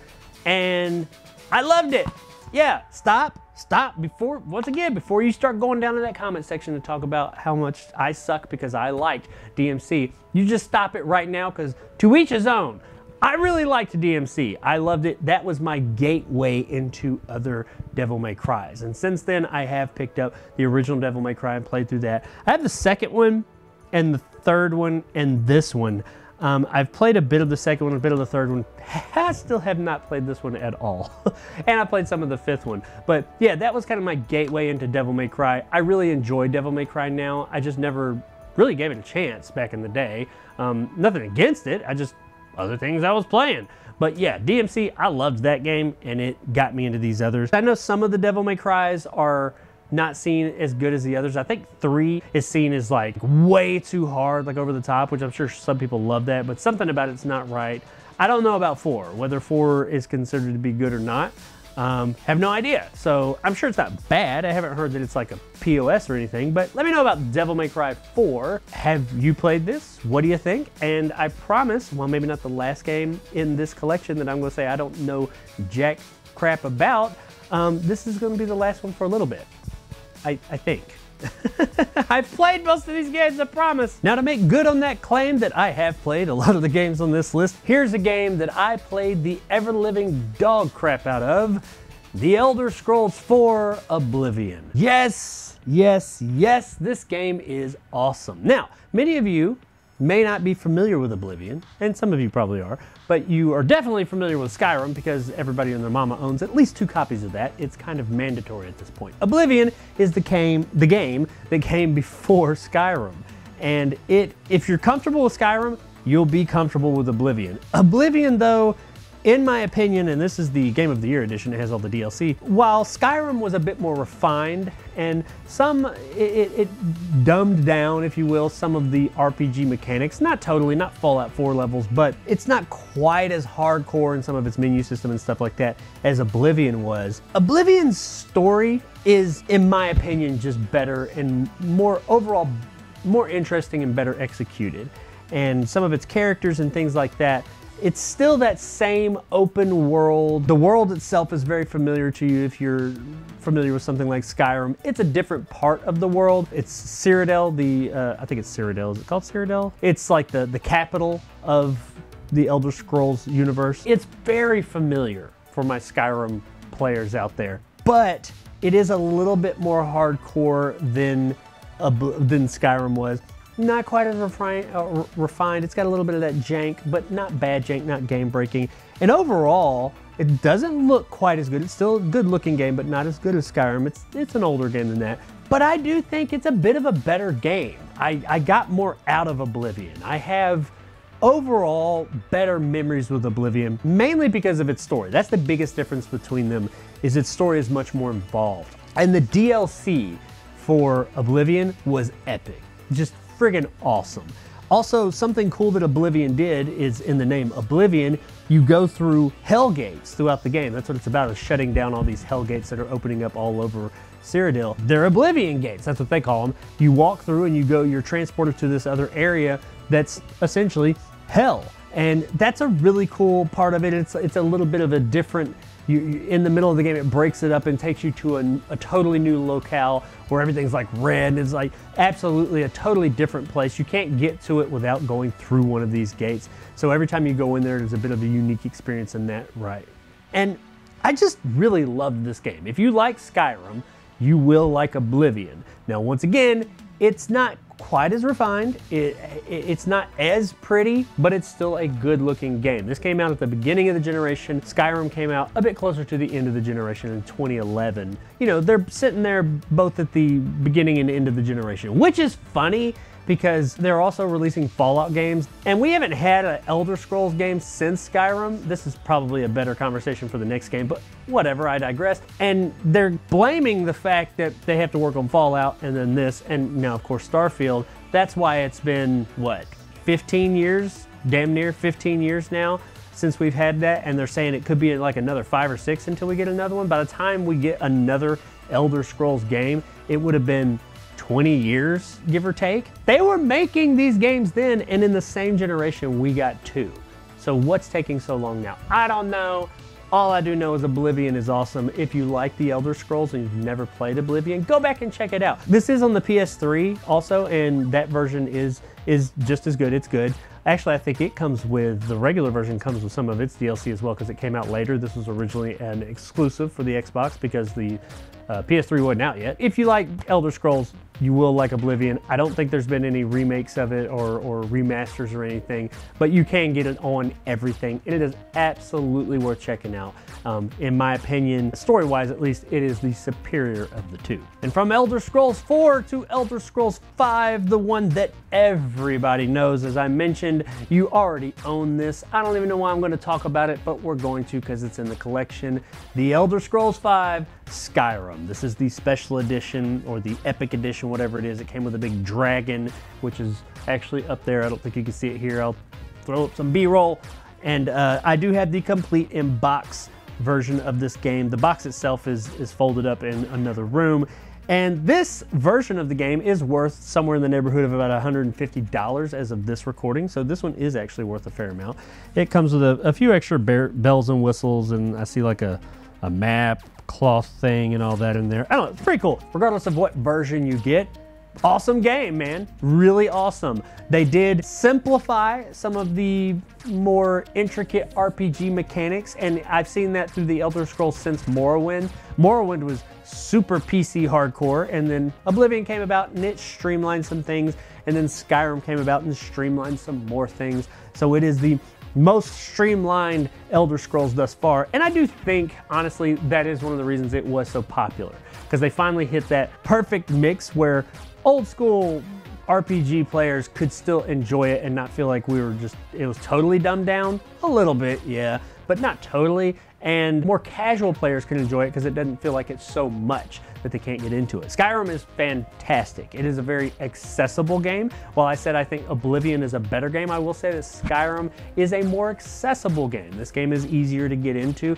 and that is one of the reasons that they're still selling it till this day, and it came out in 2011, 3 generations ago. And they're still selling new versions of this game. I think the remaster special edition extra pimpin' championship turbo edition just recently came out in the past few years, and it's still selling. And the mod scene on this game is insane. But yes, it's absolutely a fun game. Unlike its brethren Fallout 4, which they streamlined a bit too much on it and did a few other things, I think Skyrim was a pretty good mix of not alienating either side and hitting that perfect stride. Hopefully with Elder Scrolls 6, whenever the hell that comes out, I'll probably be 60 years old by that point, they won't further that. Hopefully they just stay right here in this box with this level of RPG-ness.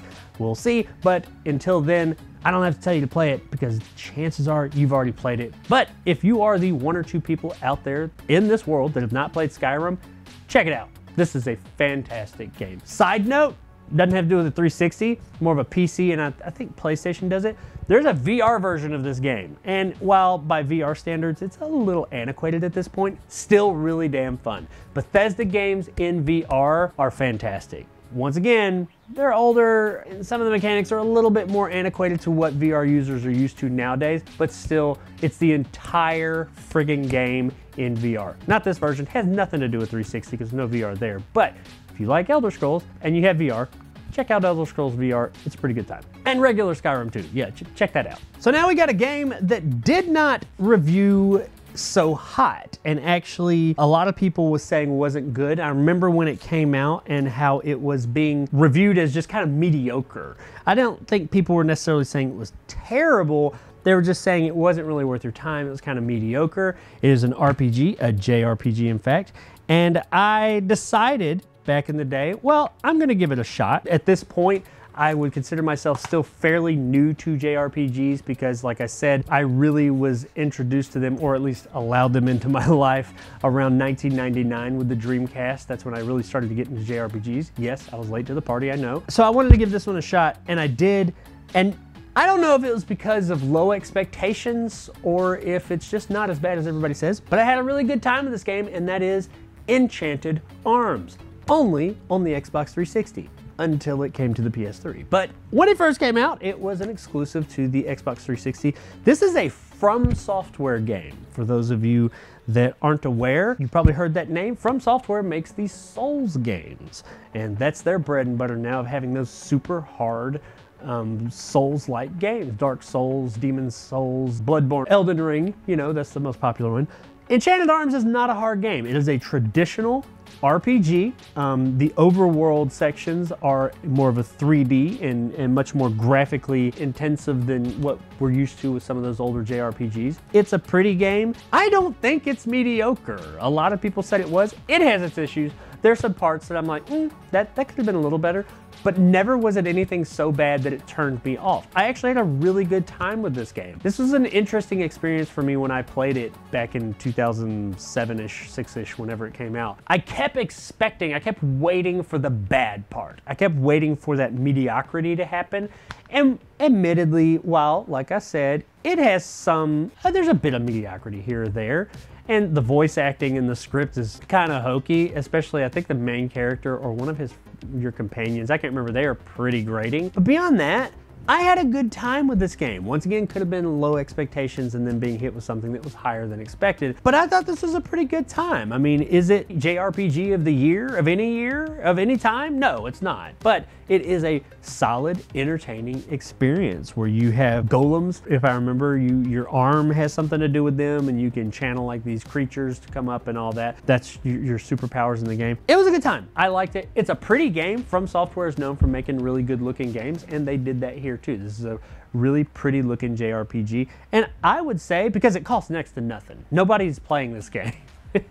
And you can get it on the PS3 as well. I assume it's along the same lines, just as good. I haven't heard anything either way, so I assume they're pretty much on par with each other. I had a good time with this game. It cost you next to nothing. If you like JRPGs and you want one you haven't played from a new world, then check out Enchanted Arms. I mean, it's only going to cost you a few bucks, so why the hell not? And now for one of my most memorable games from the 7th generation. I've probably said that a few times, but man, 7th generation was great. 7th generation had some fantastic games, and the 360 was at the forefront of that.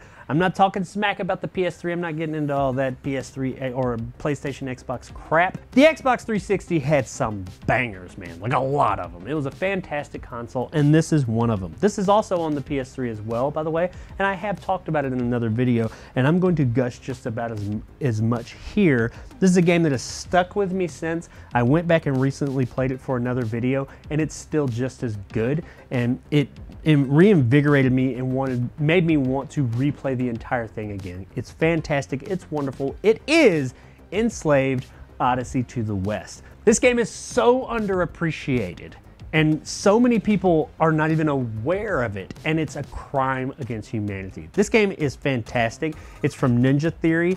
They have, and recently, as of the recording of this video, they're about to release Hellblade 2, which looks fantastic. Hellblade 1 was good, but they made this. They made another game on the PS3, Heavenly Sword. You know, I liked what they were going for, but it didn't quite work. It was okay, but you know, everything else they've done that Ninja Theory has put their brand on has been really good though, and very ambitious, and Enslaved is one of those. I love this world. It's a futuristic, dystopian futuristic retelling of the Into the West, or the Odyssey to the West, the Chinese, I believe it's Chinese, don't hate if I'm wrong there, Chinese story, classic story. The Monkey King, I don't know, Monkey's the character. This guy right here is named Monkey, and he's after the monkey guy in that, I don't know. But it's a retelling of that. It's very, very What's the PlayStation game? Horizon. That's what I was thinking of. I had to look. Horizon Until Dawn, or not Until Dawn. Zero Dawn. I don't know. Horizon. You know that game. The world is very much that. It's got like these cybernetic creatures that I think in this one they're all cybernetic, and there's a story and a reason for that. I'm not going to ruin it, but they kind of rule the world. It's like a dystopian world, post-apocalyptic, if you will. Hundreds of years in the future, where like there's cities, but they're all like grown over by vegetation and creatures and stuff. And you are this character, Monkey, played by Andy Serkis, by the way, of Gollum and Planet of the Apes fame. And you are on a giant escort mission, but hold on, it's not terrible. With this other character, this woman, she can control you with this band or headband you have on.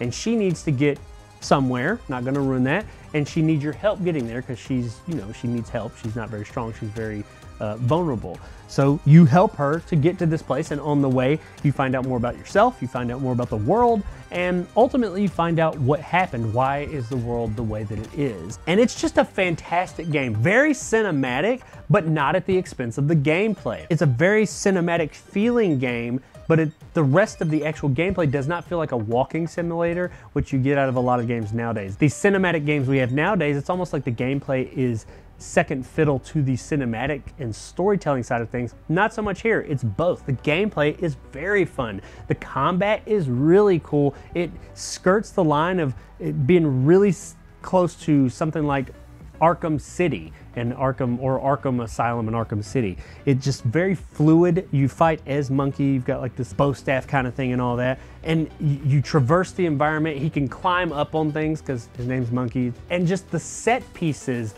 in this game are fantastic. The first level takes place on an airship flying across, I think, New York or through New York or to New York. The whole time it's crashing. Well, most of the time it's crashing, and you're trying to escape, climbing all over the inside and outside as parts of it are falling off and all this and that. It is so exciting, and the rest of the game is like that as well, as you traverse across the land to get to these secrets about the world. So underrated. There's a really good chance if you're watching this, you've not played this and probably not heard of it. Please go out and get Enslaved. It is one of those games that really sticks with me, and I want to play it again. It's wonderful. Gameplay, story, the entire package. This is a wonderful, wonderful, wonderful, wonderful game. Go get it now! And we got another JRPG, and this is probably the most JRPGs any Xbox console has ever had. And they really went hard with the 360 and trying to break into that market, and in doing so, they got some fantastic Japanese games, especially JRPGs. And this one is extremely unique and just a fantastic game. It's a little bit more well known. I don't know a ton of people that have played it, but I think people have heard of it, and that is Eternal Sonata, only on the Xbox 360. This may have gotten ported somewhere else eventually. I wouldn't be surprised if it ended up on like a PS4 or something like that later on. I'm not really sure, maybe PC, I don't know. It's known for the Xbox 360 version because that's where it was for so long. That's where I played it and own it. This is a fantastic JRPG and extremely unique in its story. You play as Chopin, well, you don't play as Chopin, you play in Chopin's head. Chopin, the classical pianist from way back in, whenever he was. You're on his deathbed, and while on his deathbed, this entire game, all the stuff that's happening in this world is what's going on in his head during like his death thralls, pretty much. He is in the game as well. I know you play as a female character for a while. I've not beaten this game, but I've played a decent portion of it. It's just so creative and so unique because you're like in this world that's like slowly dying because it's within this person that's slowly dying. And there's some really poignant moments about life and death and just the meaning of things, relationships, everything. You get that in JRPGs quite a bit. They get a bit melodramatic. I could say that this one never gets totally melodramatic. It does it really well, and there's some really poignant moments that ask some really interesting questions and goes pretty deep. I mean, we already know that Chopin died. He doesn't make it to the end of this. That unto itself is interesting, knowing that this world essentially is going to die. So you're trying to save a world in the game that is destined, to not make it, to not survive. That's an interesting proposal into itself. It has a very interesting look, a very creative, bright, vibrant look. It's cel-shaded, kind of pseudo-anime looking. It's just a fantastic looking game. Lots of voice work in it. Great battle system. It is traditional JRPG, but it uses almost like some tactics, like Shining Force and things like that. It has a bit of that thrown in there as well. Really interesting gameplay. The world, once again, I can't say enough about the world and gush about it. Lots of really interesting story beats and just overall a really neat, unique game. It is going up in price. It is somewhere in the $50 range right now. Now, it's not impossible to find or anything, but it didn't sell like insane, so there's not a oversaturation of them out there, and it's already up to 50 bucks. I can almost guarantee this is going to go up quite a bit. This is a wonderful game too, so that helps it. If you're into JRPGs and like with Enchanted Arms, you're looking for something different, something new, but still good, check out Eternal Sonata. It's a fantastic JRPG. So this next one's pretty topical, considering it just got a new TV show, and that show is doing extremely well. I watched it, thought it was fantastic. This is a long-running series that I really, really enjoy, and that is Fallout New Vegas. This is the Ultimate Edition, has all the DLCs and everything. Fallout New Vegas is kind of universally seen as the best Bethesda Fallout game. Really the best Fallout game. A lot of people will attest to that. Is that my opinion? I can't say 100% because I've not beaten this game as of yet. I have played a healthy chunk of it, and it is fantastic. But there's a bit of a story with me in this game real quick. I love Fallout. When I say I love Fallout, I don't just mean Fallout 3, New Vegas, and 4. I love Fallout. I played Fallout back when it was on the PC and it was an isometric game. And part 1, 2 tactics, and I think there's another one. But I played them then. I loved it when Bethesda took it over, and those, I love those. I played the hell out of Fallout 3. I played the hell out of Fallout 4. I don't care what any of you say, that it was dumbed down and too streamlined, missions that popped up that were kind of bland and it was too easy. I agree with all that, but I still had a great time with the game. I love Fallout, I love the world. New Vegas was the one Fallout game that I didn't play back in the day. That's a common theme here, doesn't it seem? But no, this was a game that I got, or I played. I tried it out because I loved Fallout so much, and for whatever reason, it just didn't grab me. I don't know why that is. It just didn't right out the gate get me like the other Fallouts did. It starts very, very different than other Fallouts, and it is different narratively, and we'll talk about that in a minute. But for whatever reason, it just didn't catch my attention. And I kept saying I wanted to come back to it. It was a different developer. This is done by Obsidian, who is now, just like Bethesda, owned by Microsoft. Come on, Microsoft. Fallout New Vegas 2, let's make it happen. You're about to have a showcase next month. Anyway, moving on. It just didn't grab me. I just never went back to it. I played a little bit of it in the beginning and I was like, yeah, it's Fallout, it's fine, but it's not doing it for me. My oldest daughter is huge into Fallout. She loves Fallout as well. She's played through them all. And she played through New Vegas and kept telling me about how good New Vegas was. And I was like, well, I tried it. It wasn't bad, but I just don't know if I got the time to go back to it. So, fast forward 10 years or whatever to more recently, in about the past year, I finally sat down and said, or maybe 2 years ago, I'm gonna play Fallout New Vegas. All I keep hearing about is how great Fallout New Vegas is, and I'm the one guy who's like, I mean, it's fine. So I'm missing something. I sat down and played it. Once again, I was like, I mean, it's Fallout, it's fine, it's nothing great, it's just what it is. But then I made myself continue playing. I kept playing. It wasn't like the beginning's bad. It's not one of those games where like, oh, play the first 10 hours and then it gets great. No, you just play through a bit, you get through that opening portion and you get out into the world, you continue on a bit past that and start getting into the story, and holy snot, you find out how good Fallout New Vegas is. Fallout New Vegas is a fantastic game. Is it the best? Once again, haven't beaten it yet, so I don't want to give that definitive answer, but it's definitely on up there. The story and narrative of Fallout New Vegas is much more involved than the other Fallout games. And Fallout 3 and 4 do have an involved story, but New Vegas is just done in such a narratively a better way. Its characters are all so much stronger and more impactful. All these side characters, your Bennies, your Mr. Houses, all of them, and the Caesar and whatnot, the characters are so much more interesting, vibrant, and alive.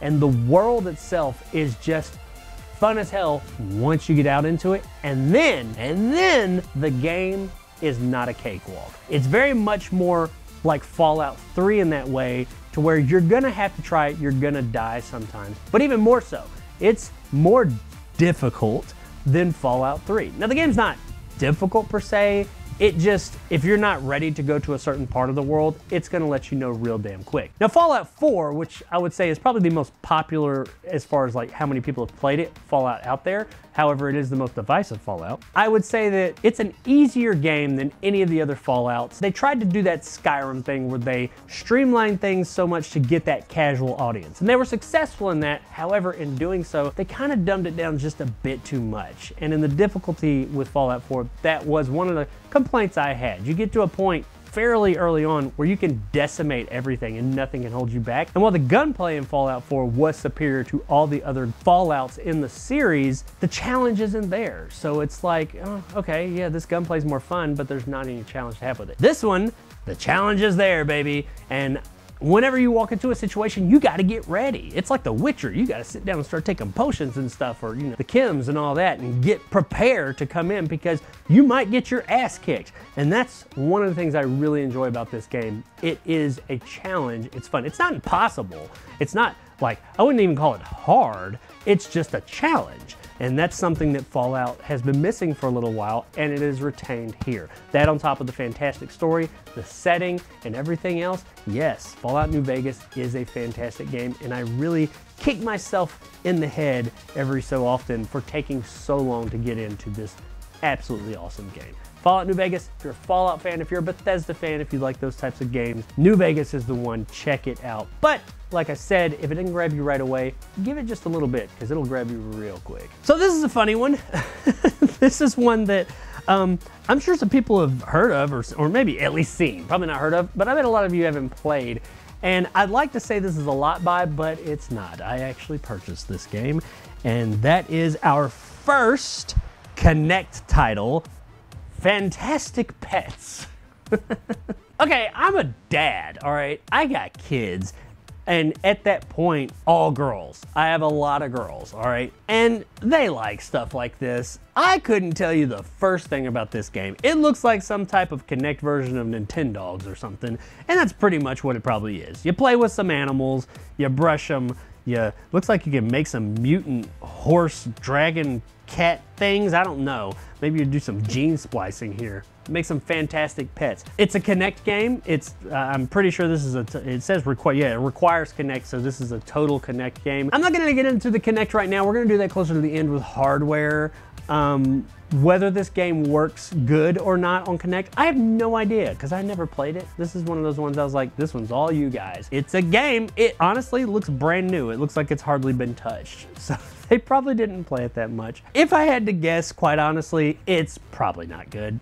The Connect had its strengths, and I don't think it was an absolute total crap show, but games like this, yeah, they typically weren't that great. There were a lot of like bad parts of the Connect as well, so I could be wrong. If you play Fantastic Pets and it's fantastic, let me know in the comments below that no, you're wrong. Fantastic Pets is wonderful. It is the Connect game of all Connect games. Let me know and I'll pop it in and play it. I doubt I'm gonna hear that though, but hey, Fantastic Pets, maybe if you got kids. And here we go with another game that I've not played and have absolute zero input on, but it is a popular game, Final Fantasy 13. Popular game, very popular game.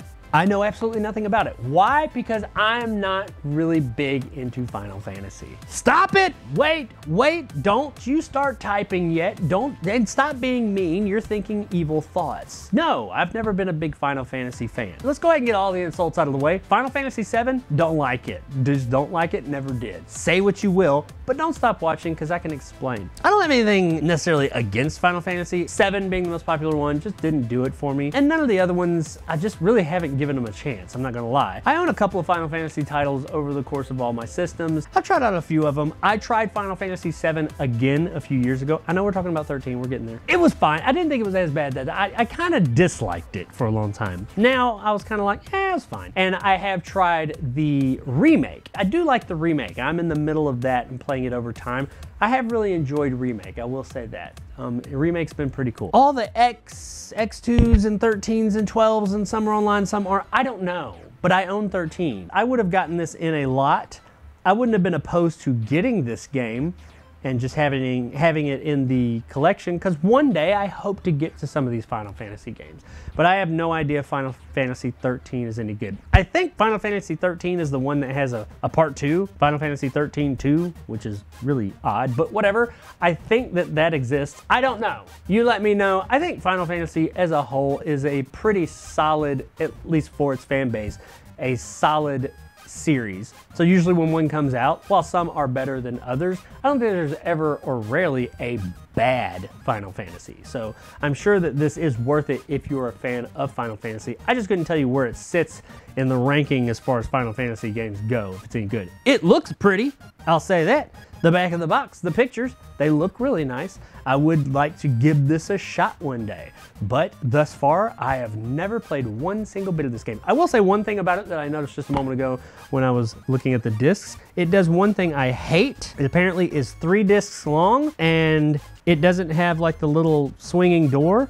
It just has them all piled on top of this large knob. I hate that. I hate when movies or games place all the discs on top of other, like a disc on a disc. I hate that.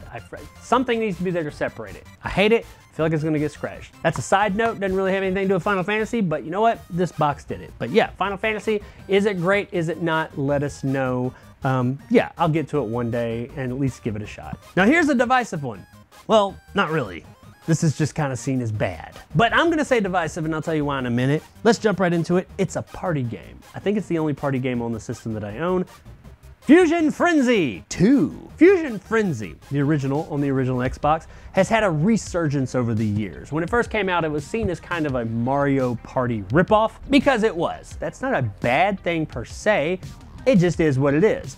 I liked Fuzion Frenzy 1. I have Fuzion Frenzy 1, and I really enjoy that game. It's a fun party game. It's a little generic here or there and kind of try hard, but it's got some fun games and it's a good time. Fuzion Frenzy 2 is, yeah, no, not so much. I have not played a ton of Fuzion Frenzy 2, and this is a more recent buy for me. I remember not liking this one as much as the first one. Presentation and everything is fine. It's a bigger game, I know that. It has more mini games. Well, the first one, all or most of the mini games were unique, like very unique. This one, it boasts like it has like this huge amount of mini games, but a lot of those mini games are very similar, or they're variations of the other, so that's a little bit of a lie. It's a prettier game. I mean, it's one generation later, and it's the sequel. I would expect it to be. I remember not thinking it was great. When I had the 360 originally, I never picked it up, so that says something. I know that most people don't see Fuzion or view Fuzion Frenzy 2 in such a good light. Now, Fuzion Frenzy 1, the original, has come back around, and all of a sudden it's had a resurgence of people really liking it and having fond memories of it now and saying, yeah, Fuzion Frenzy 1 was really good. But Fuzion Frenzy 2 has not gotten that. Most people are still saying it's not that great. So if you're looking for a Fuzion Frenzy game, I'm gonna probably suggest you go with Fuzion Frenzy 1, because 2, as seen, is not that great, and what I remember of it, it could be better. Is it awful? No, not from what I remember, but it ain't great. I mean, if you get it for a few dollars maybe, but I wouldn't pay much more than that. Now, we've talked about some heavy hitters thus far in this video, but now we're gonna talk about one of the heavy hitters on the Xbox 360. One of the games that made a lot of people say, I want an Xbox 360. One of the most gorgeous games of the generation, and still a pretty damn good looking game. The series is still going on till now. Hopefully we're gonna hear soon about a new one, and that would be the original Gears of War. This is the, what do they call this? Limited Collector's Edition. This is the special edition. I guess this is the most special one. It's in a metal box. There's something in there. I don't know. I'm not gonna open it. Gears of War was an awesome game. Is an awesome game. It's still awesome. Full of machismo. Just like the characters are so generic, they come back around and they're not generic. They are so hardcore, generic, cheesy 80s stereotypes that they like develop their own personality around that and become deep characters, if that makes sense. Marcus Phoenix, Dom, all of them, they're such stereotypes of that genre, that time, that it works. It just works so good. The chainsaw bayonet, oh my God. Does any other game have something that is so iconic to it that as soon as you see it, you're like, that's Gears of War. The gun with the chainsaw on it. Even if you never played Gears of War, you know that as soon as you see it. You're like, that's the chainsaw from Gears of War. And it's so bloody and so awesome. It wasn't the first game to do have a cover-based mechanic in a third-person over-the-shoulder shooter, but it was the one that made it really popular, and that is because it did it really well. You had something like Kill.Switch that came out before this, if I recall correctly, and it did it. That was the first game I remember doing it regularly. But Gears of War does it so much better, and it still to this day is kind of the king of that. I mean, other games do it, but you've always got some issue about, you know, how do I enter cover, how do I come out? This does it so fluidly. The story, I will say that the story of Gears of War is not as interesting as the world of Gears of War. The lore of Gears of War is what's really interesting. And the characters in the game are really fun. Marcus and Dom and Bard and all them, they're just really fun, over the top, machismo kind of spewing, foul-mouthed characters that are just fun to go on this ride with. They have such personality, they ooze it. Yes, they're over the top and they're ridiculous, but it works so well in this world. And the world itself is super interesting. The whole thing about E-Day, and this isn't on Earth actually, it's on Sierra, I think is the name of the planet, but it's very Earth-like. That whole situation, the way the world is now and how all these different encampments and it's kind of dystopian or post-apocalyptic-esque. The story itself is pretty simple. It's not bad by any means, it's fine, but the world is what really takes center place here, and it looks phenomenal. Even till this day, this game looks damn good, but man, in 2006 or 7, whenever this came out, we were blown away. This was next gen. We saw it and we said, there it is, holy crap. And we had some really good looking games up to Gears of War, but Gears of War was the one. I don't care what console you liked, what console you hated, you couldn't deny that Gears looked phenomenal. And it, like I said, still looks great. Wonderful world, pretty good story, great characters, and the gameplay, the gun shooting and all that is phenomenal as well. It's just a fantastic game all around. If you play it and you have friends, if not, it's okay, play it by yourself. But if you do have friends that would be interested in or significant other or something, play it in co-op, because that's like a whole nother level. This game, actually the whole series in co-op, is legit some of the most fun you can have. It is great. So yeah, give it a shot. In co-op or not, Gears of War, if you haven't played the original, go back and play it. They did a remaster a few years back. It's on PC and Xbox One. Obviously, it's not only the PlayStation consoles, but it's on those. You can that one's readily available. Check that one out. Do I think it's like a huge leap over this one? No, I'm sure you put them side by side, you could tell. But I guess that's probably the most readily available, most accessible one, and the one you should play. And it is just this game. It's the same game. They didn't change like a whole lot of stuff about it. They just kind of up-resed it, made it pretty. So check out Gears of War. I think they call it Ultimate Edition, by the way. It is phenomenal, a fantastic game. And that world, man, that world is so awesome. And from Gears 1, we're gonna go to Gears 3. Yeah, I don't have 2. Gonna get it eventually though. But yeah, Gears of War 3. I had 2 versions of this game. I'm just showing this version. This is the one I have on the shelf on display up here where you can't see it. I had the special Pimpin' edition. Now, that special edition that comes with the statue that actually is this right here, Marcus Phoenix. It's that exactly. It's up there. I'll show some B-roll of it. I have that complete in box. That one is going up in price. It's about $150 right now. The regular standard version of Gears of War, $8. So yeah. Or Gears of War 3, $8. So this one's not worth much, but the other one is. Anyway, Gears of War 3, is it good? Okay, so Gears of War came out. It was fantastic. Everybody loved it. Everybody said it was great. Gears of War 2 came out. It was really solid. It was good, but it had some issues. There were some thematic narrative issues, and gameplay was pretty much the same. It didn't really push the bar much further. I myself really enjoy Gears of War 2, but I can admit that it wasn't the leap forward I was hoping for the second part in this great series. Now, Gears of War 3 did redeem a lot of that. Gears of War 3 is a great game. It is much more back to its roots with Gears of War 1, but it has enough extra things that it's added and updates and things like that that make it worthy of a sequel. And the story, till part 4 came out years later, it is the conclusion of this trilogy. We get an actual ending that is left open later on to go into another one. But anyway, we end this story, and it is a fun ride. The end of this game, just to jump to that real quick, is awesome. Like the battle and the build up and everything. It's like a great movie where you have this big build up over like the course of a trilogy, like Return of the King or something. You get to that final battle and it's just like super rousing and awesome until, you know, the inevitable win. That's the end of this game. It is an awesome end that is just really pulse pounding and awesome. Now the rest of the game is pretty good too. I do like what they've done with the world here. It's like the world was kind of crap in the first and second game, and it's got even crappier, and life for everybody's gotten even worse, and we're kind of humankind, or whatever they're called, are pushed to the brink, and this is like their last ditch effort. I really like that. The characters all have like really good development, and they're still played with just as much gusto as they were in the first and second game. There is a moment in the game concerning one of the side characters that is, it's kind of touching, I'm not gonna lie, and it's a pretty good payoff for this storyline that's been going on throughout all three of these games. I really like how they tied everything up. That one in particular is kind of like, yeah, man, that's I'm digging that. I like it. So yeah, but the gameplay is fantastic. It's some great set pieces. If you loved Gears of War 1, you will love Gears of War 3. Is it the best of the series?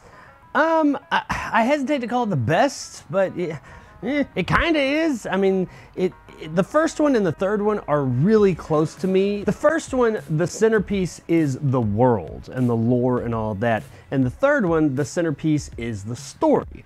And the world is still just as good, but the story is most important in part 3. So, you know, they're both equally good. They just have different things that they're really good at. Now, with all that said, in all three games, the actual centerpiece of the games is the gameplay, because the gameplay across the board is fantastic. Get all three of these games together, play them back to back to back, and you will have a fantastic time, ending with the absolutely wonderful Gears of War 3. So let's talk about a movie game, and not just any movie game, but a movie game that I haven't played. Yeah, another one of those, but it is one I have wanted to play for a long time, and I do plan on playing soon. I recently got this, recently being August of last year, so about a year ago almost now, but whatever.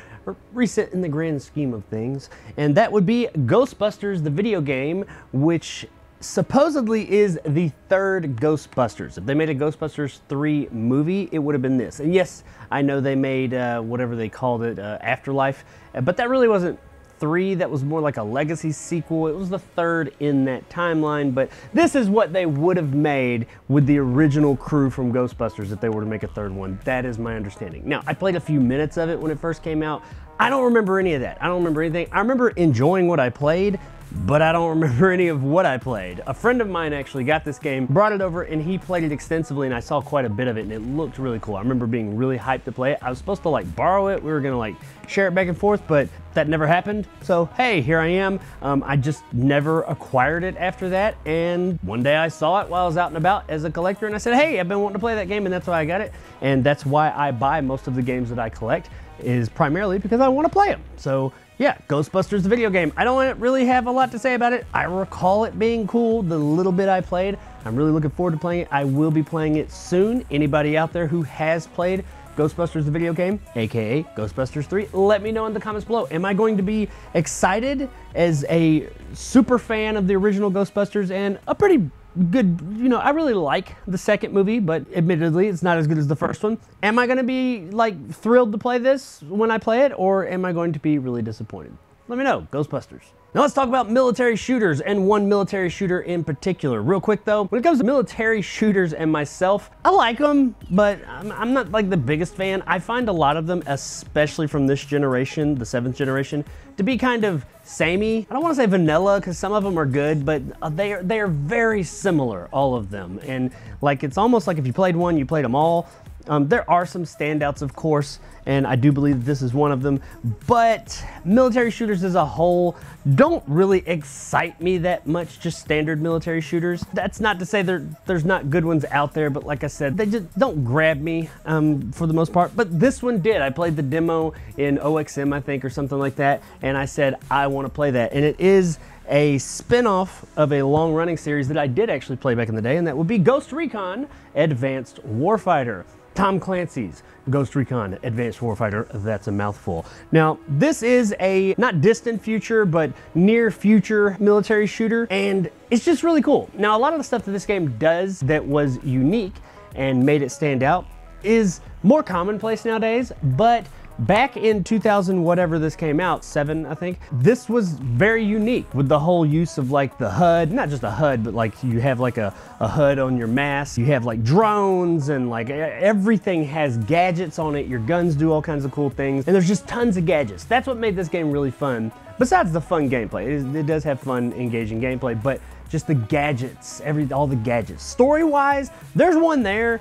I can't remember anything about it. I think the president, you're trying to save the president. You're always trying to save the president, and you're in Mexico. You're in Mexico City, I do know that. It's an interesting setting. I will say it's a unique setting for the time. All the gadgets and everything made it really cool and fun, but story-wise, it's not really there. Funny enough, a lot of Tom Clancy games are like that. Like they have a story. I don't want to say it's not deep, because some of them are deep. It's just not very prevalent, and that is very much Advanced Warfighter. But Tom Clancy was a renowned author of novels, so you would have thought they would have had much more deeper involved stories, but whatever. Advanced Warfighter is really cool, really fun. It has some fun gameplay. It is third person, which a lot of Ghost Recon, the previous Ghost Recons were. I played the original Ghost Recons on PC, and they were really cool. They were more simulation, like war simulators, if you will, or not really just war, but more recon, it's in the name. Simulators were like one-shot kill, very realistic. They were hard in that way. It was a lot about planning, kind of Rainbow Six, but not in an urban environment. And that's what Ghost Recon was. This has some of that in it, absolutely. But it gives you a little bit of leeway. It has a bit more of that arcadey feel to a degree. It's a nice mix of both. It's not just straight up simulation, hardcore, one shot, you're dead. You got a little bit of leeway. You got all the cool little set pieces and stuff like that. Nothing necessarily to the level of like Call of Duty or anything, but you've got some really cool set pieces that go down and some exciting moments. So it is a bit more accessible to your casual gamers, and I really enjoyed this game. Will it stand up today? I'm not sure. Looking at the back of the box, I remember it having fantastic graphics, and the back of the box does look really good. I'm pretty sure the graphics are still pretty good, and the gameplay I remember being really good. Will it stand up? Maybe. I do think a lot of the things that it pioneered have been done now. So it may not seem as fresh to someone who's never played it and goes back to play it now. It might not seem as fresh as it did then. Either way though, it was still a solid game. Had a sequel, Ghost Recon Advanced Warfighter 2, I know, really original. And that one, not as good. Well, actually it was, that was the problem. It didn't advance anything. It was almost like Advanced Warfighter 1.5. It was like just more levels. It didn't really add much of anything from what I remember. It was a bit disappointing in the fact that it just didn't go anywhere else. It just was more of this, which is good because this was really fun. It was really good, so more of the same. But when you get a sequel and it's kind of like extended DLC, that's a bit disappointing. So I do recall liking the first one more, and this is much more urban environments, and I gravitated toward that a bit. So yeah, Ghost Recon Advanced Warfighter, if you're into those type of tactical shooters, I think this is a really good one to try out. Now here's one that I'm going to say I bought for my kids, or at least that's what I'm going to tell you guys, and that would be the Golden Compass, a movie tie-in game. And this is like the epitome of a movie tie-in game. Is this game good? No. Is it terrible? No, not from what I remember. It's just pretty mediocre. It is exactly what you would expect from a mid-2000s movie tie-in game. This is not Chronicles of Riddick. This is your traditional, when people say, oh, movie tie-in games suck, they're talking about games like this, the Golden Compass. Once again, I wouldn't say the game sucks, but it is supremely mediocre. It's just a third-person beat-em-up pseudo-platformer, pretty much. It's pretty basic. My kids did play this. My younger daughters, or older now, did play this game, and they were the only ones that played it. I played very little of it because I just decided pretty quick, not for me. They enjoyed it. I wouldn't say they played it all the time, but it was one of the games they had in the collection that at the time that they could enjoy and they could get around. It's not hard or anything like that, so they liked it to that degree. It wasn't their favorite, but they did have I guess a decent time with it. I'd like to blame it totally on them, but that's not really the reason. I did buy it for myself. I just kind of passed it on to them. And the reason is because the Golden Compass, if you didn't know, is based on the movie The Golden Compass. The movie The Golden Compass is based on the book series His Dark Materials, and the first book actually called The Northern Lights, which has gotten a bit more popularity in the past few years because of the HBO series. A great series, by the way, His Dark Materials. 3 seasons, cover all 3 books. Wonderful series. I love that book series, and that's why I got this, because that's why I was interested in the movie, and I was really excited to see the movie The Golden Compass because it was an adaptation of the first book. I was really hyped for that. Then I saw it, wasn't as hyped for it anymore, but I got the game, hoping that maybe it might explore a few more aspects of the book series or of the first book that the movie didn't. It didn't, but whatever, I've got the game. But pass it on to the kids. If you've got young kids and they're playing an Xbox 360, which I doubt that's the case, but if they do, I mean, it ain't gonna be hard for them to play. They'll get some progress. But let's be real, people, none of you are gonna buy this. This isn't even a collectible. I don't know how much it's worth, but I guarantee you it's only worth a few dollars at most. This one is going to go down in history as just not much of anything. So from mediocrity to one of the biggest games of the generation, or actually the generation prior to the 360. This is a rezzed up, upgraded version of said game. One of the biggest games ever, in fact, and that would be Grand Theft Auto San Andreas. This is the Xbox 360 version, if you hadn't guessed, because this is a video about my Xbox 360 collection. Anyway, it originally came out on the original Xbox and of course the PlayStation 2.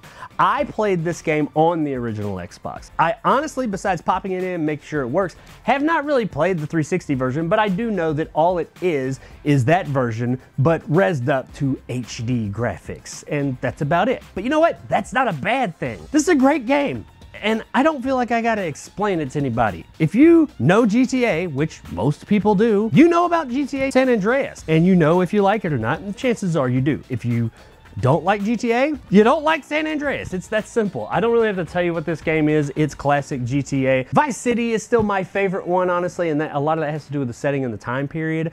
But beyond that, this would be my second favorite in that original prior to GTA 5. Speaking of GTA 5, if GTA 5 is the only GTA you've ever played, this is the most GTA 5-like Grand Theft Auto prior to GTA 5. So, you know, worth checking out for that. It takes place in the same city. It has a lot of those open areas and things like that. So this might be one worth going back and checking. Now, they did do a remaster a few years ago that came to modern consoles, well, at the time, modern Xbox One and PS4, and I'm sure it runs on the newer consoles as well, and PC and all that. That thing sucks. It's a mess. Don't get that game.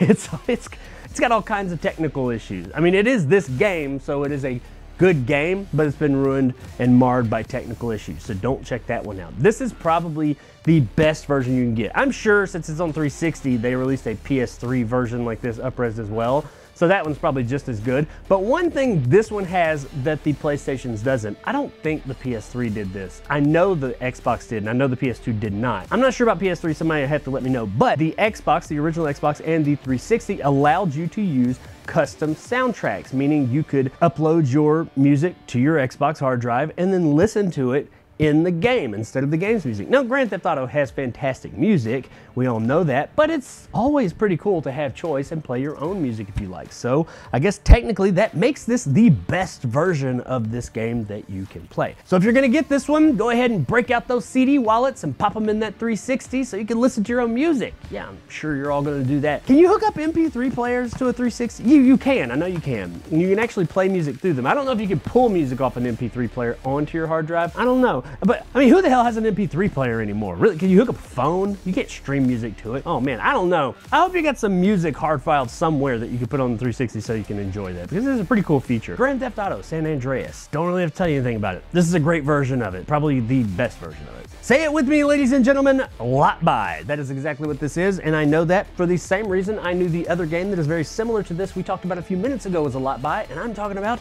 Guitar Hero 3. Yes, Guitar Hero 3 Legends of Rock. I don't own any of the plastic instruments, so I know I didn't buy this. Now, if I did have some of the plastic instruments, I may have gone ahead and I would be willing to buy a Guitar Hero or Rock Band game, but I don't, so I know this game is a lot. Now, as far as Guitar Hero goes, I don't recall playing Guitar Hero 3. I'm sure I played it at least once, but I played much more Guitar Hero 2 and some of the other branch-offs, and then of course Rock Bands and things like that. Now, they do kind of blend all together, so I don't know. It's supposed to be good, and I'm sure it is. It's Guitar Hero for what it was. It did what it did well. So if you're into Guitar Hero, you'll probably like Guitar Hero 3 Legends of Rock. I mean, given the name Legends of Rock, I assume that it probably focuses a bit more on more rock music, which Guitar Hero always did because, you know, it's guitar and metal guitar mostly. Whatever, Guitar Hero 3. If you like Guitar Hero, check out Guitar Hero 3. I guess. Now here's one you don't hear a lot of people talk about, but I think that they should because I really, really like this game. I loved it when I first played it, and it has stuck with me over the years, and it, in my opinion, inspired one of the biggest games of the generation and one of the more popular franchises even to this day, and that would be Gun. You're like, what? I've never even heard about it. Like, what are you talking about? It inspired a popular franchise. We'll get there in just a minute. So Gun is a Western pseudo-open world, third person, over the shoulder, you know, ride around on horses, rob trains or save trains and fend off attacks on prairie, you know, the people, the Oregon Trail and stuff, whatever. You know what I mean? It's a Western, and you go around and you shoot things. It's got Thomas Jane and Chris Christopherson and I think Lance Henriksen and some other famous people do the voices. It's got an epic story that is actually pretty damn involved and pretty cool. I did enjoy the story. It's a revenge tale, of course, because aren't they all? And I had a really good time with it. Now, what am I talking about that this inspired? You cannot convince me that this did not inspire, at least in part, Red Dead Redemption. And I know Red Dead was a series prior to Redemption, but Redemption is very different from the other Red Dead games. And yes, it was already a Western, I get that, but man, this game is like Red Dead Redemption light. And it's not too light. I mean, it's got all the side missions and the collectathons and the bounty hunting missions and the playing poker and all that stuff. It's not quite as deep as Red Dead, but I'm okay with that because Red Dead's like really long. It's one of those games like GTA games, like I sit down to play it and I'm just like, Jesus, I don't think I'm ever gonna have time to finish this game. They're just so big, especially Red Dead 2. They're just such large games that you're just like, I'm never gonna get to the end of this. Gun, you feel like you can get to the end, and you can. It's not a short game necessarily, but it's not like stupid long. It is still open, but you feel as if, hey, I can actually get to the end. I can see the end of this game. And it's a fun ride. It's got an entertaining story that gets you from A to B throughout the game. It keeps moving you forward. The riding the horse is really fun. The actual gameplay itself, just the minute to minute, the gunfighting and stuff is really fun. The voice acting is really well done. It's just a solid game all around. You just don't hear about. It was a launch title for the 360. It's on the OG Xbox as well, and I'm pretty sure it's on all the other platforms of that time. I think next gen, this is the only next gen version. And it is the better version overall. It's not like leaps and bounds better than the Xbox version, but in the PS2 and all that, but it is better. It's prettier, it's in like widescreen, and it's just a better overall version. Absolutely worth checking out. I really enjoy this game. It's got personality out the ass. So check out Gun. It's a Western theme, so you know, Westerns have had a hard run of it up until Red Dead, and I don't really get why. I figured this would have been a much more popular game. Everybody that I know that has played Gun really enjoys it and thinks it's a great game. I just don't know that many people that have played it. So hey, join the party. Get out there and get yourself a copy of Gun, because I'm sure it doesn't cost much. I don't know how much I paid for this. I've had it for a while, but you could get a copy for fairly cheap, I'm sure. Get it, play it, and I'm pretty sure you'll have a good time with it. If you like Red Dead Redemption and 2, you'll like Gun, I bet you. So here we go with another Western. I know it's a Western extravaganza. I actually like Westerns, but this is a very interesting Western. And not only is this a Western, but it is our second Connect game of the day, and I'm talking about the Gunstringer. This is actually a good Connect game. Not just good, but a really good Connect game. It's made by Twisted Pixel, if you're familiar with them. They made things like Comic Zone, not Comic Zone. What was the one with the guy with the smiley face and his belt talked to him? I don't know. It's a really entertaining game. They made Explosion Man, Missplosion Man. They made a few. They don't come to me right now. I really enjoy their games though. Their games are fun, but it's mainly their presentation and what they put into their games. They're just off the wall crazy sense of humor just is great, and that is all over the Gunstringer. Now the Gunstringer, while I said that the presentation was what was kind of center stage in their other games. The gameplay was kind of second fiddle. Still good gameplay. They always had a solid hook, but the presentation is what really sold it. Here, it's the game. The gameplay is actually what sells it. Now, the presentation is great as well, and they got all that stuff, and it's wonderful, but this actually has really good gameplay, and yes, you are playing 100% with the Kinect. What they did really well, though, is that it's very simplistic motions that you're doing. You're not going all kinds of crazy with the Kinect. You're just doing very simple things, and they all make sense and translate well to the screen.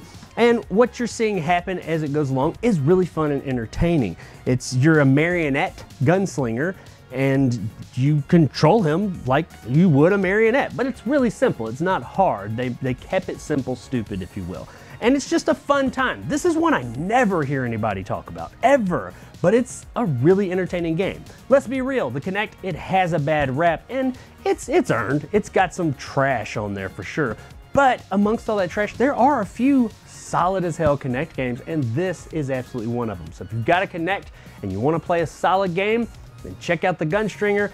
I'm sure nobody bought it, nobody really talks about it, so I'm sure it's probably pretty cheap. It's not worth a lot, or I'd be aware of it. I kind of check that stuff regularly, so it's probably pretty damn cheap if you can find it. So if you got a Kinect, you want to play something, check out the Gunstringer. It's a really good time. So we talked about a powerhouse heavy hitter series on the Xbox that is exclusive to the Xbox a little bit ago. And we're going to talk about another one here now, a couple of the games in that series, and it is the powerhouse heavy hitter series on the Xbox. And of course, with me saying that, you know what series I'm talking about. And we're gonna start with not the first game, but the first game chronologically in the series, and that would be Halo Reach. Halo Reach was Bungie, the developer of the original Halo trilogy. It was their last Halo game that they made. It is technically the fifth, if you consider ODST a full-fledged game in the series, and it is the prequel to the first game. It happened right before, like when this one ends, the first game is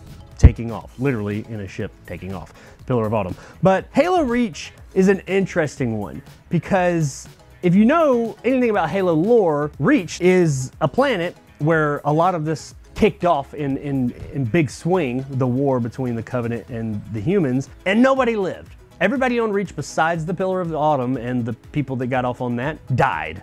And these guys aren't on the Pillar of Autumn. So you know from the jump, everyone there, including yourself and your teammates, is not gonna make it to the credits of this game. You're not making it. So that's an interesting way to go into the game knowing that you're not gonna survive. It has a plus and a minus to that. Now, Halo Reach, oddly enough, is now seen as one of the best Halo games, which I find odd because when it came out, it was it wasn't like frowned upon. I mean, people said it was a great game, but in the lineup of Halo games up to that point, it was not seen as the best. People were nitpicking it and saying it had all these issues and stuff.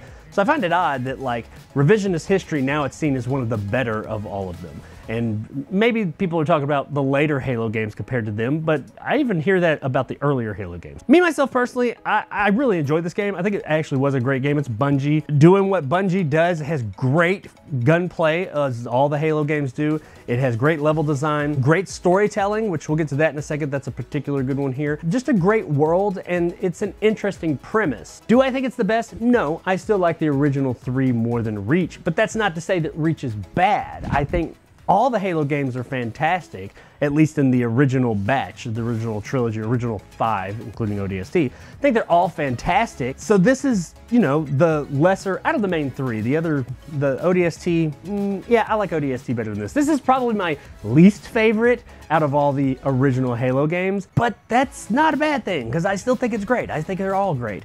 Now, what I do think this one does a phenomenal job at is not its storytelling, because all the Halo games do a pretty good job of storytelling, but its character involvement. So you go into this game, and I think that was one of the things that put some people off, is you know from the jump, they're all gonna die, kind of, you know, deflates you from the beginning. The game knows you know that, so it goes in and it goes hard on getting you to care about this team of Spartans you become a part of, Noble Team. You're the new guy in Noble Team, and there's these 4 characters. You really get to know them, and it does a better job here than any of the Halos have ever done getting to know any characters, with the exception of Master Chief. It does a fantastic job. You get to know these characters and care, so when they inevitably get picked off, it hits. You're like, oh man, that sucks. It's not just another cannon fodder character falling down getting shot. You really feel it. It does a great job with that. The game also does a really good job of playing with your expectations, knowing that they're gonna die the whole time you're waiting. Somebody's gonna die any moment, and it really plays with that a lot. And it gets a lot of mileage out of that. So I think they did a fantastic job with their character building and just getting to know the characters here and giving them satisfying endings that really do hit hard. So that is something that this game has unique over the other ones. All that being said, Halo Reach, a fantastic game. There are other ways to play it. The Master Chief Collection comes to mind as the primary one. It's free download if you had the Master Chief Collection when it had all its issues in the beginning. I don't know if it still is. It's available for purchase or for free, I'm not sure, on the Master Chief Collection. That's probably the premier way to play the game at this point. There's no shortage of copies of Halo Reach on the Xbox 360, so if you want a hard copy, it'll be easy enough to find. Now this is the special edition copy, that's why it has a black box. It actually came with the Halo Reach console that I still have right over there, and we'll look at that in a little while. But Halo Reach, yes, it is absolutely worth playing. It's a great game overall. Now while Halo Reach is a great Halo game, you wanna know what's a better Halo game? Halo 3. Woo! This is the one, ladies and gentlemen. This is the one that is a lot of people's favorite because it is the payoff. It's the return of the King, the return of the Jedi. It's the return of the Master Chief. This is the final chapter until part 4, but that's a whole new, trilogy, whatever. That's the Star Wars sequel games right there, if you will. This is the OG trilogy and it's the end of it, and they did a fantastic job here. It's everything you want out of a Halo game, and it's everything you want out of the end of your big, huge, epic trilogy. Goes out with a bang, has a fantastic ending, fantastic campaign. It even rights some of the wrongs from my personal favorite Halo game being Combat Evolved, the first Halo. I have a warm, soft place in my heart that game will always be, and I love it. It has issues, and yeah, this one looks better, it plays better, it's pretty much better all around, has a great ending, but Combat Evolved will always be my Halo game for sure. This one's real close though, but it rights one of the wrongs from that. The final level, the Maul, I think it's called, where you're riding the Warthog through the installation that's exploding all around you so you can get to this ship and abandon the planet or the ring. That level is so cool and frustrating at the same time because the music and the explosions and the slow-mo, it's probably slowed down, not slow-mo, but it's just so cool. Everything you need there to be cool and get you all roused and pumped up, and it does, but the control, and I'm not talking Warthog control, just where things are placed and where you land, you never fails. You're gonna hit something stupid, and it's not even necessarily a skill thing that's gonna like derail you and just kind of break the immersion right there. It's just really hard to make it through that entire level in that whole pulse pounding time before you like hit something like a friggin' pebble on the side of the road and spin you out, and you're sitting here backwards. You're like, oh wait, let me go, and there's all this huge, great orchestral music and all this explosions, and you're just sitting there doing an Austin Powers slowly turning around so you can go. That really breaks it. Now, near the end of Halo 3, they redo a mission very similar to that where you're escaping in a Warthog, stuff's exploding, you're up on a platform, all that, and it does it so good. There are so fewer places that you're gonna wipe out, and it gives you that pulse-pounding, awesome, adrenaline-filled, just awesome moment throughout that level, and there's, you're not wrecking and stuff, you're actually along with it. It's so good, it's so great. I feel as if it was like a low-key reprieve from that final level from the original Halo. But Halo 3, fantastic game. Is it better than Combat Evolved? My opinion, mechanically, story-wise, all that, yeah, probably, but Halo Combat Evolved will always have that warm place in my heart. Now Halo 2, that's a favorite, and a lot of people say that's the best. I'm gonna say something real quick, and I don't want you guys to leave. I don't dislike Halo 2, I really love Halo 2 and think it's a great game, but it is my least favorite in the original trilogy. Okay, stop, just come on. Opinions are just that, they're opinions. I love Halo 2. Halo 2 is fantastic, but that ending, or that whole last part of the game that just isn't there, that's supposed to be, really hurts the game in my opinion. And Halo 3 does not do that. It gives you the payoff, and the whole game's the payoff, but the end of it is just superb. Halo 3, if you're a Halo fan, Halo 3 is abso-friggin-lutely worth your time, and you're doing yourself a disservice if you don't go buy it. This also, like Reach, is the collector's edition. That's why it's in this black box. It's that collector's edition you've probably all seen, and some of you probably even own the helmet. It's sitting right over there. Do some B-roll. and you can like put all your Halo games up to that point inside of it. I thought when I bought it, everybody thought, oh, these are gonna be worth a lot of money. They're not, because there's so many of them and they're just out there everywhere. But I've got it. I don't know, maybe if I hold out for like 50 more years or something and a lot of the other ones just get thrown away, it'll be worth something then. Right now, it ain't worth nothing. But regardless of what it's worth, Halo 3, kind of hard to go wrong with that one. It's a great ride. Check it out. Have a great time with it. Now, here's another one that I'd like to say is a lot buy, but it's not. In fact, this is a wife buy. Yeah, you know what that is? That's when you buy your wife a game that she has memories of or you think she might like, so she'll play video games with you. Harry Potter and the Order of the Phoenix. My wife is a huge Harry Potter fan. I like Harry Potter as well, but she's like a really big Harry Potter fan.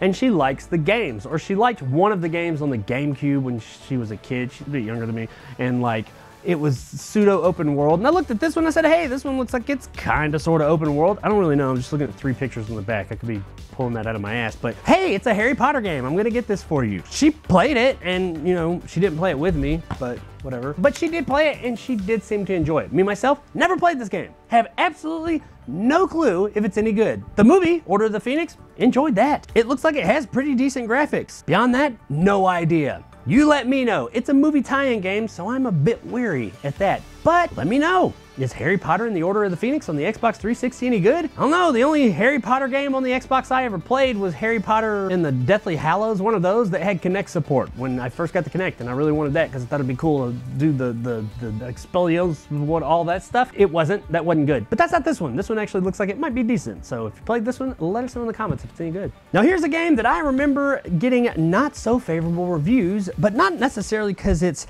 outright bad game, but because of content or lack thereof. And I'm talking about Homefront. The first Homefront, not Homefront the Revolution. I don't know, was that on 360 or the later console? I don't know, who cares? We're not talking about that. Homefront, it's kind of like where an Asiatic country takes over our country, or at least half of it, and you're like a freedom fighter, if I remember correctly. I think it's North Korea. But anyway, it's an alternate future. It's not real far in the future. It's like nowadays, and it's just that we got invaded, at least part of us. This game looks pretty neat. The graphics, pretty good. It looks like it's a good time. I heard the multiplayer was fun. It's not available anymore. I'm not a big online multiplayer guy anymore anyway, so I am more interested in the single player. The single player, I hear, is actually pretty good, but it's ridiculously short. Like, you could finish it in under 5 hours. I've heard some people talk about even quite a bit less than that. So it's a super short campaign, and I do remember that being one of the things that people really rode this game hard about, is that its single player campaign was almost non-existent. I hear that it's really exciting and really cool, but kind of like as soon as it gets started and gets going, it ends. I myself have not played it extensively. I played a little bit of it, maybe an hour or two, so I guess I played like half the game. But what I played was entertaining. I mean, it was functional, it worked well. I don't remember being like blown away by it, but I do remember it being pretty narrative heavy, and I like narrative driven games. So if you're into a narrative driven, very short military shooter, but you're more like a freedom fighter, then this might be the game for you. Me, myself, personally, I can't give a total recommendation for it. Let me know, Homefront, you played it? What do you think? I mean, I liked what I played. So hey, this is Retro Jake from the future, and I did not realize how long this video was going to go on. I never in a million years thought it was going to be this long. So during the editing process, I decided that instead of presenting a ridiculously long 4.5 hour long video, I would split it in two and present 2 ridiculously long 2 hour and 15 minute long videos. So this is the end of part 1 of my Xbox 360 collection. You can check out the second part 2 of my Xbox 360 collection right here. Please go do that.